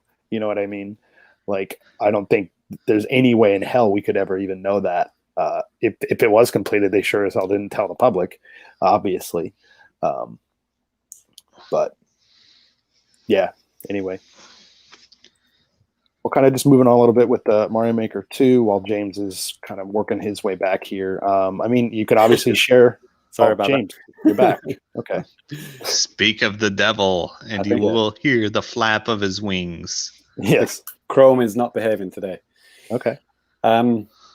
So yeah, world map is amazing, and you can download other people's games, so to speak. So once you publish your world map, which can have up to 8 worlds, by the way. Mm-hmm. So you can make like a cloud world and a desert world and fill them with like 8 levels each. Sure. You can literally make an entire game if you wanted to, like of 8 worlds. So you can have 64 maps or 64 levels. I mean, 64, yep, in one quote unquote game. But you can only have one. You can share one game, so to speak. So like if I make, and then because when it gets published, it gets made into your name. Like your username is the super, your username here, world. So wait, yours is like super family complicated world.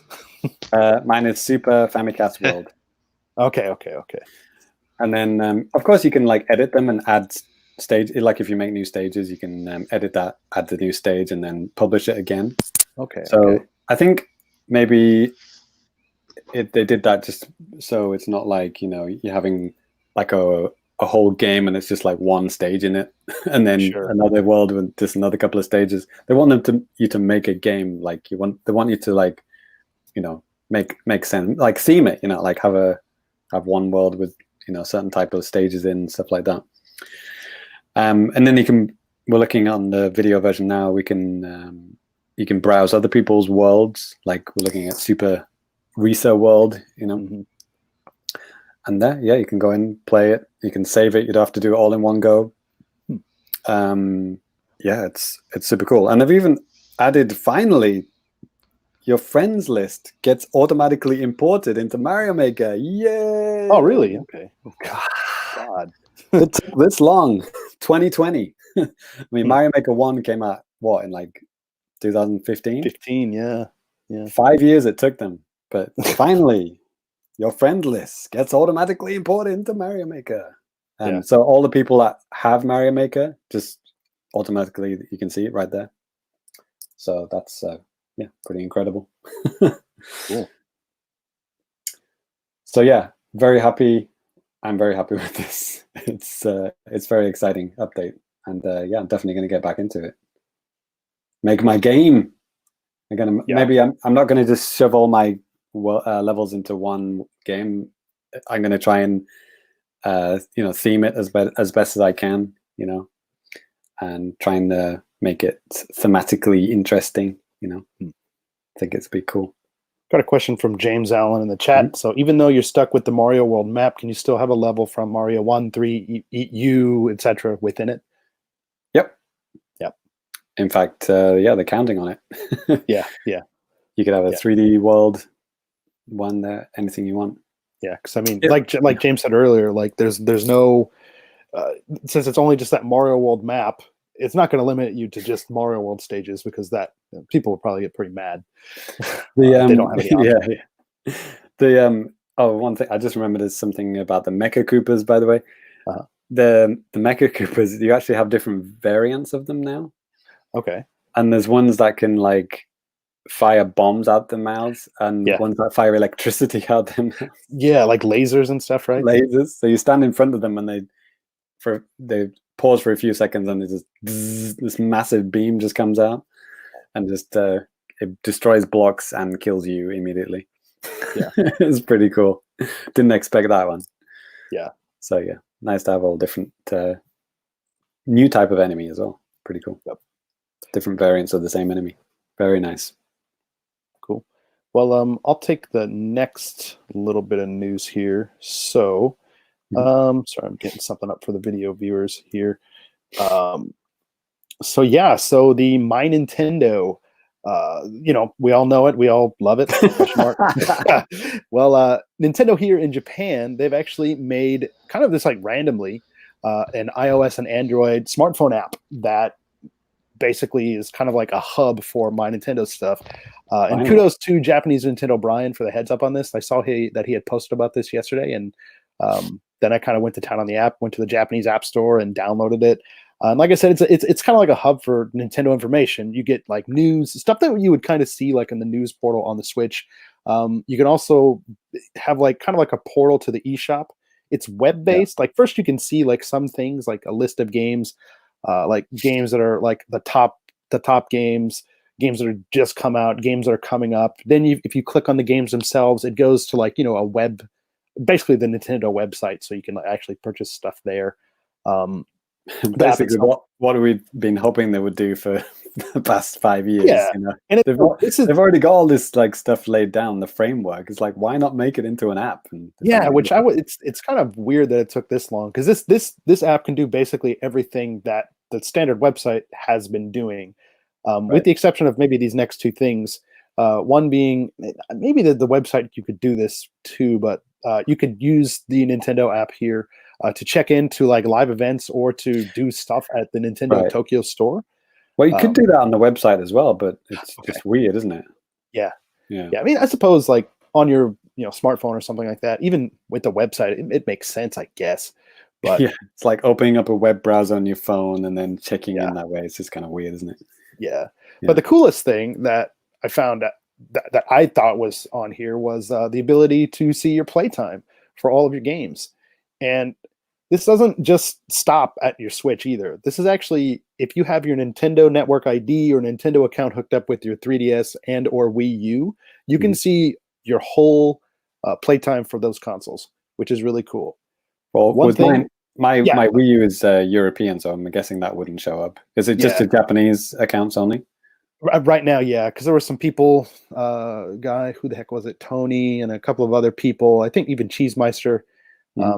If you have multi-region things, this doesn't really accommodate for that. It seems like it's focused on like just obviously right now just Japan.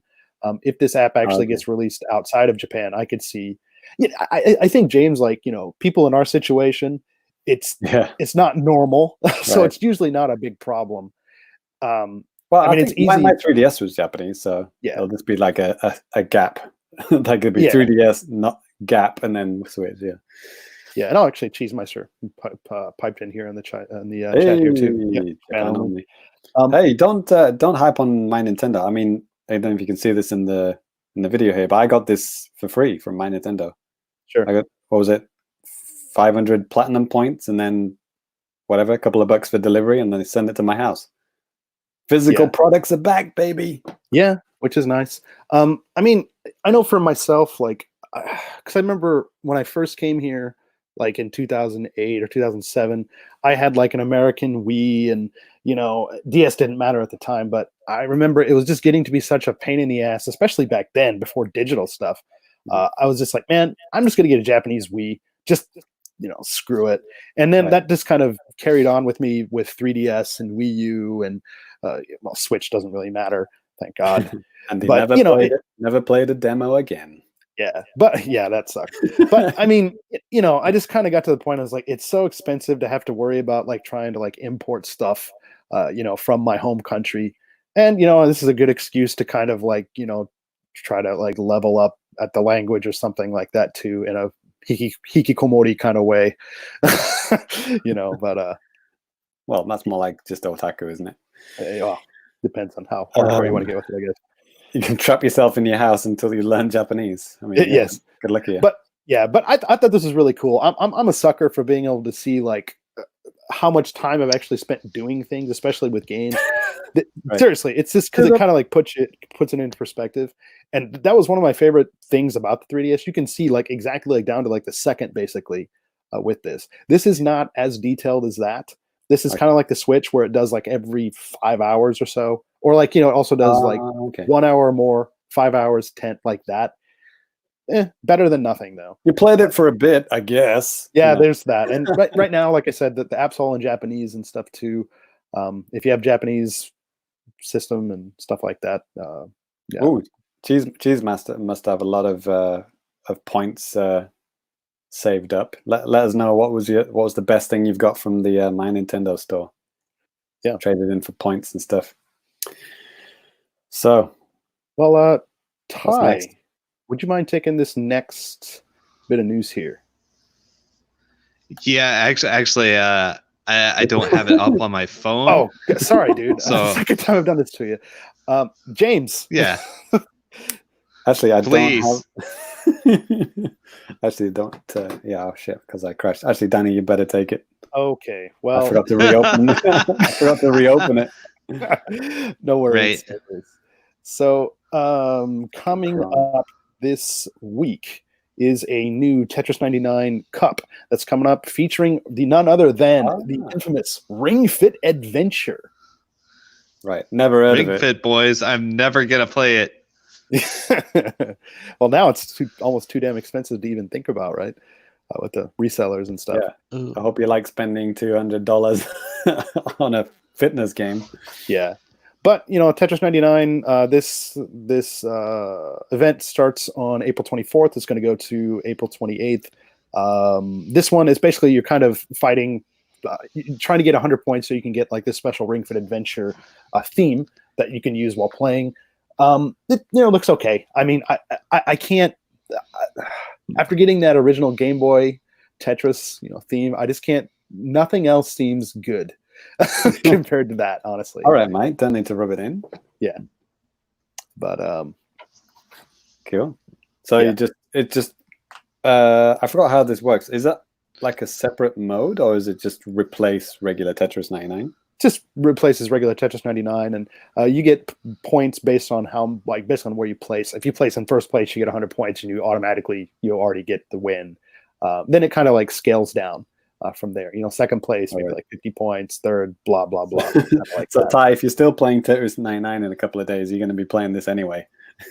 Yeah, I mean, you could get an extra theme there. I mean, even if you're like not even really that good, if you play for like an hour and a half, you can probably get the theme. Well, Ty is saying he's getting wins every single time now, so he's probably just going to play once. Boom, got it. There it is. Yeah, that would be ideal. Yep, it's like I'm done with Tetris. Shut it down. Right. Shut her down. Cool. Okay, now I'm ready, Danny. I can read the next one. This is actually something that is up your alley, James. Ninjala, which is very Splatoon-like. It's getting a beta test, and this Wednesday, April 29th. I believe you can pre-download it now. Am I right? I've already got the client on my Switch. It's like 1.5 gigs or something like that. Actually, Danny, there's actually 3 days, different times, and one of them was like 12 a.m. like a midnight start, 4 a.m. start, and then there's one at 8 p.m. start. So there's pretty much only one that we can play in Japan, unless you want. Well, you could play at midnight. That bad.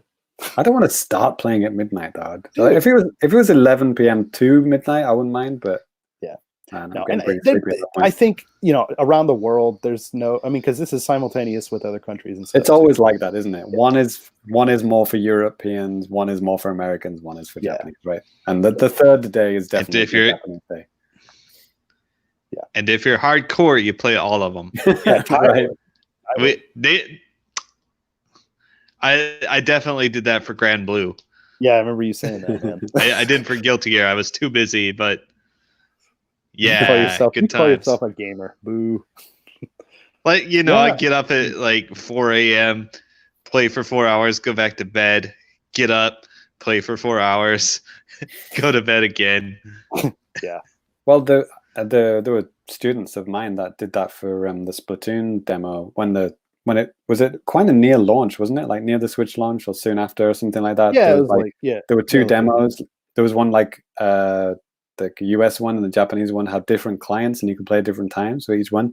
I had several students who downloaded both clients and played every single Japanese one and every single American one. And you know, that's the only reason why they made an American account, is for that reason. So yeah, there are people that would do that. Yeah. So yeah, I'll be playing up the 8 p.m. one, which is the 29th, isn't it? Is that the 29th, the 8 p.m. one? 29th. Yeah, it's all the same day. Okay. 28th, 29th, basically. You know, depending on where you're at. Gotcha. Yeah. Actually, it's probably better just to talk about the next thing as well, because it's kind of related. But there's also a free Splatoon 2 demo called Splatoon 2 Taikenban 20. And it'll be available in Japan and elsewhere from April 30th. So after you've played Ninjala, you can go straight in and play some Splatoon 2 for free as well. Right. That's the Golden Week in Japan. So you can try out Turf War, Ranked Battle, and Salmon Run. Wow, holy shit.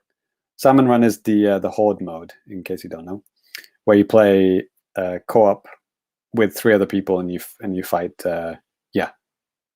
CPU related little salmon creatures.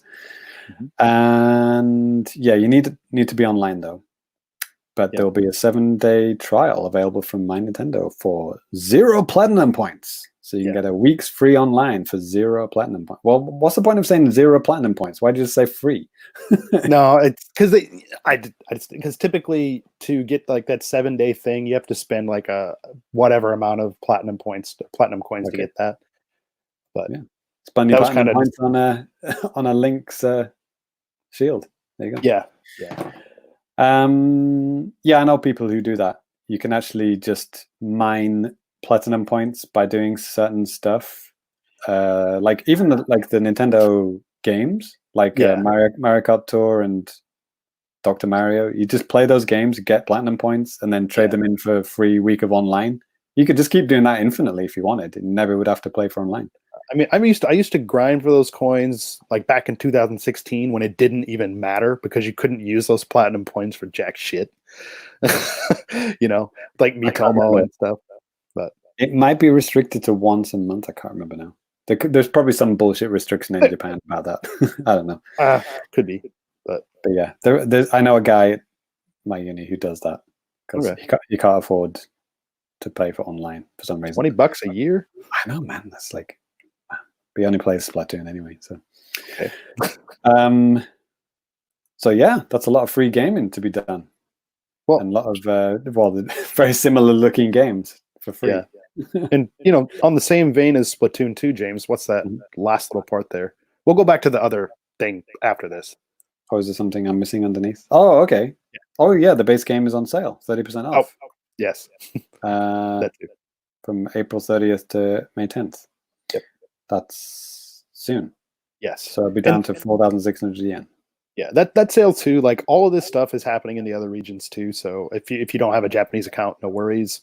You can still get the expansion pass pack as well for 6,500 yen. That's the main game and the expansion pass. The expansion pass is really good actually, but it's very hard. So if you're kind of like new to Splatoon, I wouldn't go straight in with the expansion pass because it'll kick your ass. So if you're new and you just want to try it out, I would just get the base game for now.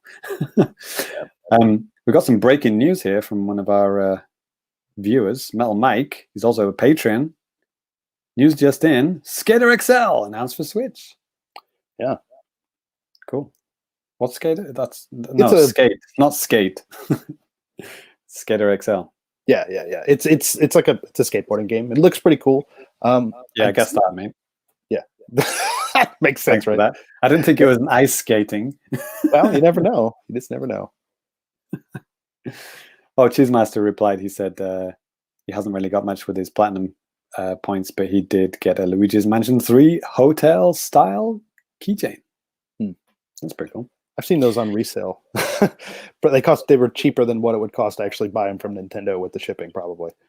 Yeah, but all right then. Yeah. Last bit of news. There's a little bit more Splatoon, James. And shit! Oh man, how can I forget this?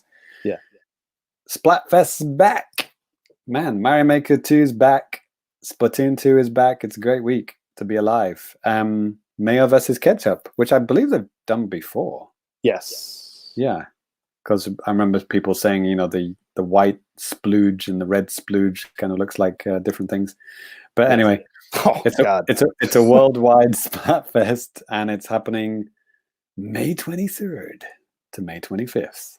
Be sure to check the start time in your local area. Yeah, it's pretty cool actually. The cool thing about Splatoon 2 Splatfest announcements in the game is that you just go over to the board and it'll actually give you the time of wherever you are set by your clock. So even though I'm using the English version in Japan, it'll give me the Japanese time. Oh, wait, okay, nice. It's based on like your system clock or whatever. Splatoon 1 did not do that because it was because I would often go in Splatoon 1, it would be like, Splatfest starts at 8 p.m. tonight, and I'd go there and it's like it had ended because that was the European start time. So, fuck. So yeah, it's good times. Yeah, that's exciting because, in case you didn't know, the reason why this is relevant is that, or what notable is that the Splatfests ended. I think it was like the 2-year anniversary. They had one giant, massive blowout. It was like Cali versus Marie or something like that. Or maybe it was Marina versus Pearl. I can't remember. Something versus, yeah, it was pretty epic anyway. And that was the last one, but it's back. It's back. So yeah, that'll be exciting to get in there. Have to wake up Cyrus from the dead, see if he can get on. Get some splatting done.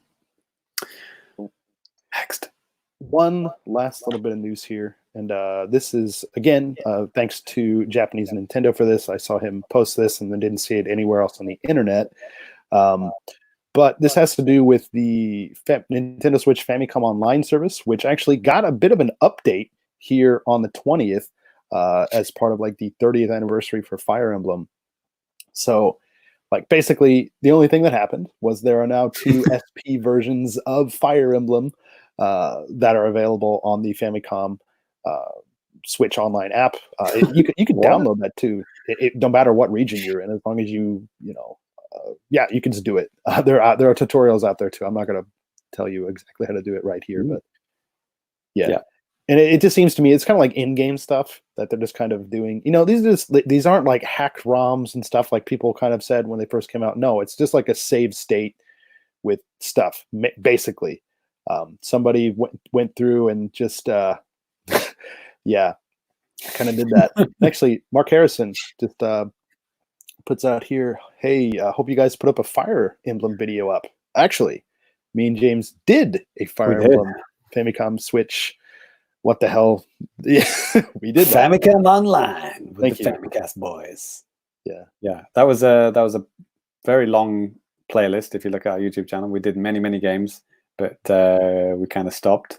We went through pretty much every Famicom game on there, including Fire Emblem. So yeah, please do enjoy. We had good times doing the video, even though we're probably not the best Fire Emblem players. Did we have a good time doing videos? Sometimes. Yeah, we have a good time. It's always great. We make it good. Yeah. I think that's what it is. Cool. Alrighty. Well, and you can play those games offline, Ty. By the way, if you lose your internet connection, you can still play all the Super Famicom games offline for like maybe a week, 2 weeks, 7 days, before you need to reconnect. Cool. So no worries if you. Nice. You can still play Star Fox under that bridge that you're living. No worries. Yeah. Cool. Hell yeah. They got a couple of RPGs on there as well. So plenty to play. Yeah. Breath of Fire. Yeah, those are some chunky boys to play through. Right. Yeah. All right, James. Well, that's it for the news. So let's go ahead and move on to the next section. I can hear something. Yes. What is that? It's garbage time, boys. Yeehaw. That's right. It's my garbage bag of goodness. Hold on to your ass. I wish I'd stocked up on garbage. I had like 200 yen in my account when I checked it today. Japanese one. Sorry. There's not enough cheap garbage on the Japanese one. Unfortunately, that'll only get about 2 games for that. It's terrible, isn't it? I mean, the American one, you could, I don't know. That'd buy you about 14 games, I think. Yeah, right. Yeah. Seriously. All right, boys, here we go. It's Garbage Time, which is where we scrape the very bottom of the barrel of the eShop and find some hot garbage for you to buy for the cheapest price possible. So the first one, let's go Gurgamoth. I actually heard about this one. Outside of Garbage Bag, I heard about it. So it's usually, I missed the price there, but it looks pretty good. It's like a one-screen party game. You kind of like bouncing stuff off the walls, but the art is really good. It's kind of high production, I would say. Yeah. And here the trailer is saying, if you're a loner with no friends, just find some homeless guy or random guy off the street Whoa, that didn't age well. Not going to go outside and bring random people into your house these days, are you? You never know. What was it? Oh, so it was $10 down to 9 cents. Wow. So that is an absolute given. That. When did this come out? I could have swore this might have been like an earlier game. I could have swore I remember seeing something about this. Yeah. But anyway, that's definitely going in the bag anyway. Get that. That looks really good. If you got more than one other person living with you in isolation. Yes. Lot of kind of garbage stuff. I'm like real garbage there, so I'm going to skip past those. Like, kind of iPhone looking games. But this one looks pretty good. Stunt Kite Party. Huh. And this to me looks like Xbox Avatar game. It's like, you know what I mean? I mean that in a good way. Like it's kind of crisp. Like I don't know if the game actually looks this good, to be honest. Right? Could this be promotional images and stuff?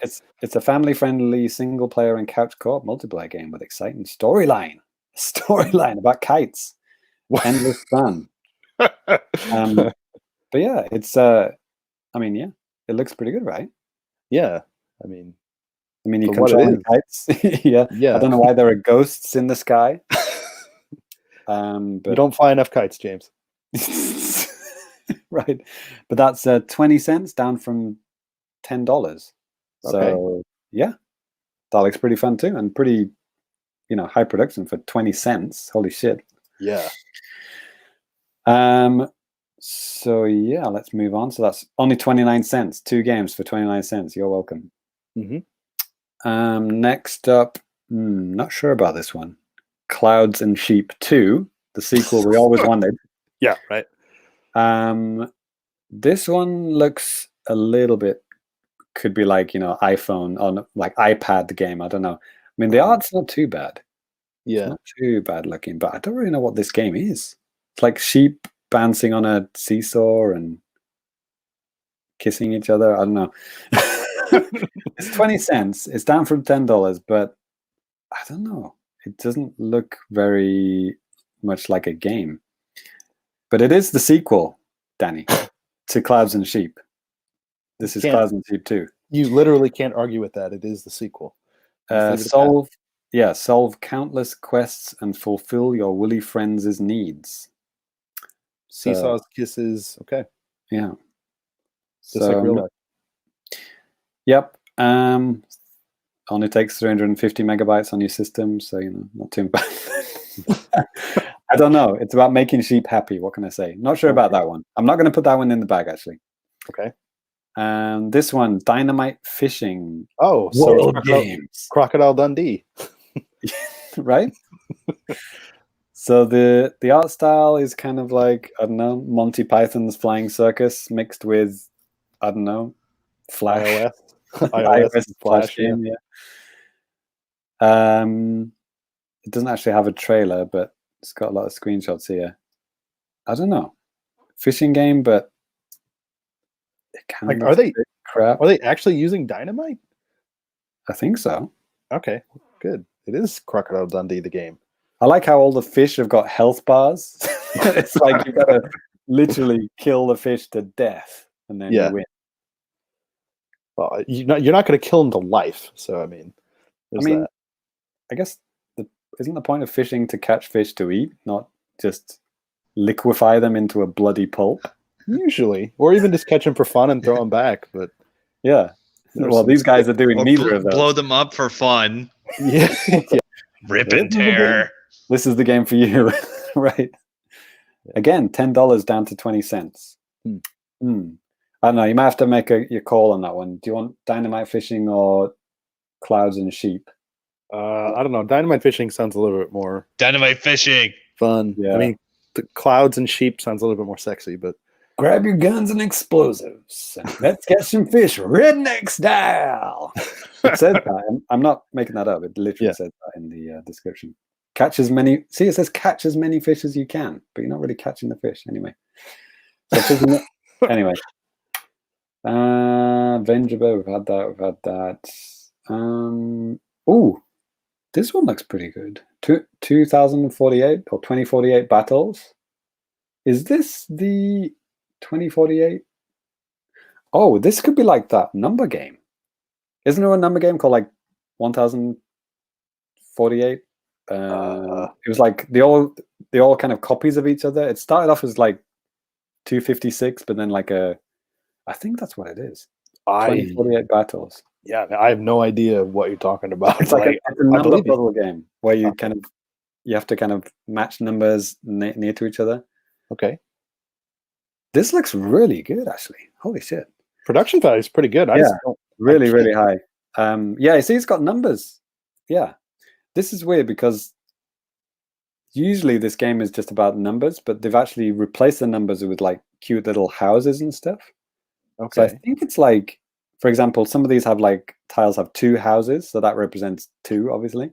Okay. So maybe you can change it between displaying numbers or little pictures. Huh. Well, that actually, like, they're actually 3D houses on top of the blocks. It's kind of interesting, actually. Classic game made taken to a new level. Yeah, I think that's what this is.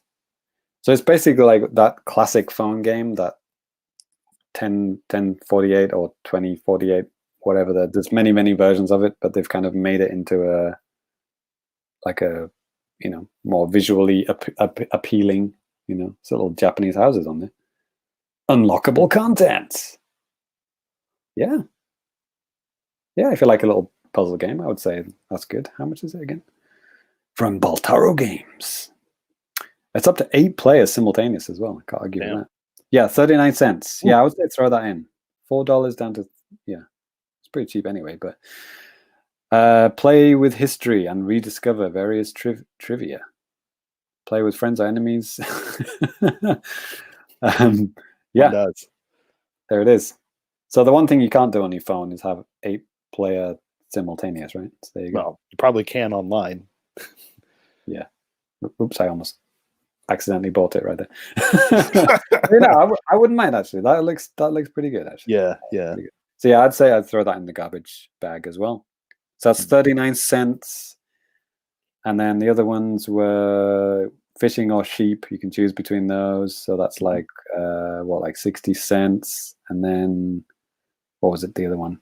9 cents. 9 cents. Yeah, Gargamoth is 9 cents. Yeah. So yeah, pretty much, we're on about 80 cents for everything. Pretty good. And there are some actually good games as well. If you if you want to flash the cash there, I mean, actually, I think what's it called? Little Nightmares. Danny, you'd like that, right? Yeah. This one. Danny, do you remember Tokitori 2 on the Wii U? Yeah. That's like almost like a Metroidvania game. Uh-huh. And that's usually $15. It's down to $1.49. Uh-huh. It's a little bit expensive for the garbage bag. Right. But that is actually a good game. Yeah, maybe after your birthday or something, when your mom gives you like 2 quarters and your grandma gives you like 15 nickels, then you can do it. Exactly. But and also, sometimes I only have up to 70 cents. So if you've been saving those pennies, now's the time to cash them out and get Tokitori 2 Plus. Yeah, I'm serious. Tokitori 2 Plus is a genuinely good game. It started off on the Wii U. I think it's a Wii U exclusive, but it's on Switch now. And that's pretty good. It's there we go. There it is. Cool. Garbage game. Done. All right. Thank you for sorting through the garbage and giving us food for Ty. There you go. Appreciate it. You're welcome. But now we're going to move on to a little bit of feedback. Delicious. Thanks, Ty. So if you guys want your feedback read out specifically from us, if you have something kind of long form that you want to send us, please feel free to send us an email at thefamicast@gmail.com. You can hit us up on Twitter at the Famicast. You can hit us up on Facebook at the Famicast. You can hit us up on YouTube at the Famicast. I think you guys kind of get the picture. What is it again? What's the Twitter? I forgot. So I'm going to go through a couple of different YouTube comments because I know we had one on the last episode from our good buddy Chariot Goblin, and I'm just going to go ahead and get that pulled up. James, if you could you get any Twitter ones that we have? Ready to go, boy. Okay. If you're ready to go, please go ahead. Oh, okay, now? Okay. Yeah, if you don't mind. Rich, I think this is relating to something I said in the last episode where I said Rich loves the PS4 controller. And he thinks it's the best controller in the world and it's perfect. he actually replied, for the record, I did not say it was perfect. I just said it was not broken. Okay, that's okay. Now, I saw that comment, and I'm thinking, like, wait, what did he say, or what did we say? What is happening? Okay, get it. Got a nice picture from Russ Greeno here. He's tweeted a picture of a packet of digestive biscuits. Don't know if you Americans know what those are. It sounds like something I need to eat on a daily basis. And it says, is written on it on the cardboard box, is written Famicast listening biscuits only. So I really appreciate I've that. seen those here in Japan. Digestive biscuits, and I Thought it was the weirdest thing to call those. It's a very plain biscuit. It's not very sweet. It's like, is that just the point? Like, it's just supposed to be easy on your stomach? Yeah, just like a plain cookie, I guess you guys would call it. But I mean, like, if you eat like 1,500 of them or something, like most Americans would, then it wouldn't really make a difference. Right. I mean, I think that's what Russ is doing. I'm not sure. The packet is full here. He hasn't eaten the packet. Yeah, I saw that. I just appreciate that he's got a nice. He actually has a specific Famicast listening packet. I really appreciate that. Metal Mike, who I believe was in the chat earlier, right? He said the game night number 4 video was a fun watch, and he's very jealous that he couldn't join. Yeah, it was unfortunate. Mike really wanted to join, but I think he had real life business to attend to, so he couldn't join at the time. But yeah, we had a really good time, and I'm glad he enjoyed the video, because we edited together a nice video for people who can't make it. You know, it's fun because we've got the voice chat track on there as well, and on the game audio you can watch what we were playing and stuff, see who wins, who loses. Danny, and it's a good time. It's a good time. And Mike also tweeted the picture of the sticker that he got, because Metal Mike is one of our newest patrons to join, and he joined in the the Hyper Get tier, so he gets a Famicast sticker, and the sticker has got Cyrus on, so this will be the last sticker where there is the Irishman himself, Cyrus sticker there. So yeah, he says, super mega hyper get, my Famicast sticker arrived today, and that is literally today. So you just got it now. Nice. Cool. Yeah, I think That's a fancy. I think the coronavirus is kind of slowing down, deliveries around the world, because I think I posted that to him maybe a month ago. Yeah. Oh, hey, real talk. I mean, I had something posted from me. It was just a letter from my brother in the States, and reading like the Japan Post website and the USPS, they're like, yep, everything's gonna be just fine. Still took like a month to get a freaking letter. Right. So did you say a freedom letter? A freedom letter, yes. How else am I gonna give you free if I don't have my freedom letter? Speaking of freedom, James Allen actually had a couple of comments about the digestive cookies. Digestives are great with cheese, blue cheese specifically, to which Cheesemeister responded, I'd rather have proper cookies. And then Russ Greeno, as always, brilliant. I can't afford proper cookies. That's right. Excellent. Friends of the show, Famitsu magazine, tweeted at us. They said they were asking us to read out their most wanted games, which we haven't done for a while. And it's true as well. We apologize. Great guys there at Famitsu. So does anyone want to take a guess what the most hyped game for is on any console? Oh, it's got to be Animal Crossing. Animal Crossing. This was published after Animal Crossing came out, so Animal Crossing still Animal Crossing. Oh, okay. But I think it was for many, many weeks, but now it's no longer that. Oh, So The Final most hyped Fantasy for- 7. I guess it's after Final Fantasy 7. Oh wait, is it Final Fantasy 7 on here? No, this is brand new, so it doesn't include that either. No, the most hyped game in Japan. This is kind of surprising, actually. Is Breath of the Wild 2 on Switch? Huh. Number 2 is Bayonetta 3, which we haven't heard about for a while, actually, but still on the way. Shin Megami Tensei 5. Ushido. I don't know what Ushido. Any idea? just a game called Ushido. Ushido. Yeah. Trials of Mana. Yeah. The new 3D remake. Xenoblade Chronicles Definitive Edition, the remake of Xenoblade 1.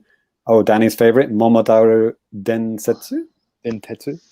the Showa Oh, yeah. Heisei Dewa no Taiban. Yeah, actually, I made a preview video of that. Yeah. That if you guys are interested in like party board games, like heavy Japanese, probably no chance in hell it's ever going to leave Japan. You can at least I have a preview video up that you should check out. It's always on the Japanese Nintendo Directs, but never on the Western ones. Yeah. And then we have Rune Factory 5, Bravely Default 2, Final Fantasy Crystal Chronicles Remastered, Ty. No. Metal Max, not Metal Mike. He's our patron. Metal Max, Xeno brother. Reborn. Yep. Yokai Gakuen Y. Is that a Yokai Watch game? No idea. YY Gakuen Seikatsu. No idea. Sakuna of Rice and Ruin. That's racist. Brigadine Legend of Runeterra. These are all RPGs, aren't they? No idea. I don't know. Basically all Switch and PlayStation games, most of them RPGs. And then the last tweet is from James Allen. I think Danny kind of referenced this earlier. He said, Famicast Game Night. If you ever needed a reason to join up and become a patron other than the wealth of superb podcasts, this is it. 2 hours of fun and shenanigans with like-minded and partially sane and sober people. Brackets, Danny Babe. Their work is the best. Hashtag, not hashtag. at Family Completers and Super Cat Drugs as well. Thanks, James. That was awesome. Yeah, thank you. Yeah. James has joined all of our game nights and he always has a good time. We have a good time with him as well. Yeah. Not in a sexual way, just saying. We have a good time playing games with him. Right. That's what I meant. Mr. Meister himself has a little comment here too. Sakuna looks awesome from the videos I've seen. So cool. In your face, James. Yeah, and I don't know if Danny's mentioned it in times when I wasn't listening or when I got disconnected, but this is the season 3 finale. This is the end. This is the last episode of season 3. I did not mention it. There you go. So so this month we've got Game Night number 4 and Famicast Sound Test. They'll be the last podcasts of season 3. And then next month, we're rejigging our tiers and adding new features, all kind of new stuff for season 4, which will be starting next month. And we'll talk about that in, I guess, 173, episode 173. We'll talk about season 4, which is very exciting. Not going exactly as planned, thanks to the whatever thing's happening in the world, but we still have exciting stuff planned. And hopefully we get some new patrons joining in season 4, as we did in season 3. I mean, James Allen, he joined in season 3 and he's loving it. So yeah, think about it. And in the meantime, go and download those free podcasts, right? Yep. Before we move on to closing out the show, like I said, we did have a couple of comments here on the old YouTube. One from the last episode from our good buddy Chariot Goblin. And this is, he says, for some reason I missed Famicast 170. So he's talking about his games of the decade that we were talking about. We went from episode 170, basically went from like 2016 to 2019. So for him, my 2016 game of the decade was Rhythm Heaven Mega Mix. For 2017 is Breath of the Wild. 2018 Smash Ultimate, and for 2019 it was Dragon Quest XI-S. Yes, I know that's not applicable for 2019. Doesn't count, mate. Up your ass, Danny, James, whoever. You said Danny. You insulted yourself. I love that. That's the joke. Thanks for reading my comments. Stay safe out there. I missed 2019. Don't we all? But me and Danny were talking about this before the show, but maybe we'll visit another decade. If you guys are interested. I mean, if you're not bored out your ass for the one that we did the last 5 episodes. Yeah. But, we could revisit 2000, the 2000. Yeah, if we survive the 2020s. Yeah, right. Yeah, we could go back, the previous decade or the one before that. Yeah, we can't go too far back because then we'll be going into the games that made us territory, right? Yeah, exactly. Got to pay us for that. Right. Just a few other little comments here from YouTube. Lemonade commented on the game night video. James I will say this, James puts in a lot of hard work when it comes to putting up these game night videos. It's pretty complicated and stuff. But Lemonade also commented, the split screen view turned out well. There's a lot of stuff that James has to do to make it work, and it sounds like a real pain in the ass, and God bless him for doing it. Multi-stream, multi-angle, multi-videos happening at once. Good times. Yeah. Let's see, Assassin's Creed. Okay, skip. I forget, Danny. Can you play that if you're not living in Japan?